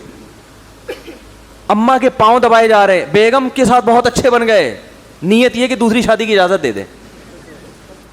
بعض جب مرد دوسری کا ارادہ کرتا ہے نا، بیگم کے ساتھ بہت اچھا سلوک شروع کر دیتا ہے، وہ عورتیں سمجھ جاتی ہیں اس کے ارادے نیک نہیں ہے. تو یہ بھی خیانت ہے ایک قسم کی کہ آپ لیبل خدمت کا لگا رہے ہو اور دل میں آپ کے کیا ہے, مقصد کچھ اور ہے. یہ خیانت ہے, یہ شریعت میں پسندیدہ کام نہیں ہے. تو وہاں موسیٰ علیہ السلام نے لیبل چونکہ خدمت کا لگایا تھا, اس لیے ان سے نہ روٹی کا مطالبہ کیا, نہ یہ کہا کہ میں مسافر ہوں میرے لیے کوئی انتظام ہو جائے رہائش کا, کچھ ایک حاجت بھی ذکر نہیں کی. لیکن کیا پیغمبروں کی طبیعت میں اعتدال ہوتا ہے, کیسے فطرت پر ہوتے ہیں. دل میں ایک لالچ پیدا ہوئی, ایک طمع پیدا ہوئی کہ بھائی ہو سکتا ہے ان کو خود ہی خیال آ جائے کہ بھائی ایک بندے نے ہماری خدمت کی ہے تو اس سے ہم حال احوال تو پوچھیں, کون ہو, کہاں سے آئے ہو, کدھر رہتے ہو. وہ لڑکیاں چلو شرم کی وجہ سے نہیں پوچھیں گی, جب وہ گھر جا کے بتائیں گی تو ابا پوچھیں گے بھائی روزانہ تو 6 گھنٹے لگتے ہیں, آج اتنی جلدی کیسے آ گئی. تو ابا کو بتائیں گی ایک نوجوان نے خدمت کی ہے, تو ہو سکتا ہے ابا کے دل میں خیال آئے کہ بھائی اس نوجوان کو بلاؤ, اس کا انٹرویو لینا ہے ہم نے, یا اس کو کچھ پیسے دینے ہیں.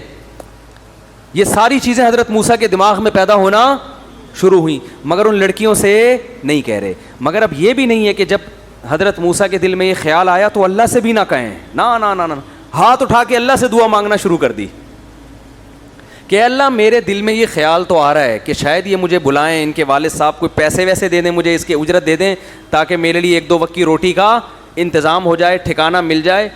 تو اے اللہ میں ان سے تو نہیں کہہ رہا, کیونکہ پھر ان کے دل میں یہ وسوسہ آ سکتا ہے کہ یہ اس خدمت کے پیچھے معاذ اللہ لالچ تھی, جبکہ میری خدمت کے پیچھے کوئی لالچ نہیں تھی. لیکن اگر جو میرے دل میں خیال پیدا ہو رہا ہے نا, تو اس خیال کو حقیقت میں اگر تبدیل کر دے تو مجھے اس پر کوئی اعتراض نہیں ہے. تبھی دعا مانگی. ثم تولی الی الظل, قرآن کہتا ہے درخت کے سائے کے نیچے آئے اور اللہ سے دعا مانگ. جب بچیوں کو پانی پلایا نا لڑکیوں کو, تو فوراً درخت کے نیچے آ کے کھڑے ہو کر کہنے لگے ربی انی لما انزلت الی من خیر فقیر, اے اللہ تو نے اگر میری طرف کسی خیر کے نازل کرنے کا ارادہ کر لیا ہے تو میں اس کا فقیر ہوں, محتاج ہوں, اپنے فیصلے سے پیچھے نہیں ہٹنا. ٹھیک ہے نا, کیا زبردست بلاغت ہے قرآن کی, اور پیغمبر کیسے اعتدال پر ہوتے ہیں. اللہ سے مستغنی, آپ نے بھی اگر کسی کی خدمت کی نا اور آپ کو یہ خیال آ جائے کہ شاید پیسے دے دے اور آپ محتاج بھی ہو, اس سے نہیں مانگو, مگر اللہ سے کہہ سکتے, اللہ سے آپ ضرور کہو, اللہ سے تھوڑی مستغنی ہے. تو اللہ نے آپ کی دعا ایسی قبول کی کہ ان کے والد نے تو کہا تھا, بچیوں کو بھیجا کہ جاؤ اس نوجوان کو ہم اجرت دینا چاہتے ہیں. والد بھی یہی چاہتے تھے ان کو اس کے پیسے دیں, غیرت مند تھے نا کہ بھئی ایک نے خدمت کی اگرچہ بغیر اجرت کی ہے, لیکن ہم بغیر اجرت کے خدمت نہیں لیتے, ہم معاوضہ دیتے ہیں. یہ غیرت مند ہونے کی علامت ہوتی ہے. اور جو بے شرم ہوتے ہیں ایک نمبر کے, وہ مزدوروں سے ڈبل کام لیتے ہیں اور پیسے جو اس کی اصل بنتی ہے نا وہ بھی کم وقت 2 مہینے ڈیلے کر دیتے ہیں. ایسے بھی مارکیٹ میں آپ کو بے شرم ہول سیل کے حساب سے ملیں گے. ادھر موسیٰ علیہ السلام کے جو سسر تھے وہ فری کی خدمت کے بھی کہہ رہے نہیں, فری میں نہیں بلکہ اس کا معاوضہ دوں گا. اور یہاں پہلے بتاتے ہیں تمہاری یہ دہاڑی ہے, کام اس سے زیادہ لیتے ہیں اور ٹائم پہ اجرت نہیں دیتے. تو یہ غیرت کے بالکل الٹ ہو گئے کہ نہیں ہو گئے؟ تو اب بتاؤ کون سا اچھا ہے, بے غیرت بننا اچھا ہے یا غیرت والا بننا اچھا ہے؟ جب غیرت والے بنو گے نا تو اللہ کے وہ معاملات ہوں گے جو موسیٰ علیہ السلام کے ساتھ ہوئے اور ان کے سسر کے ساتھ ہوئے. پھر غیب سے اللہ کی مددیں ایسے ہوتی ہیں.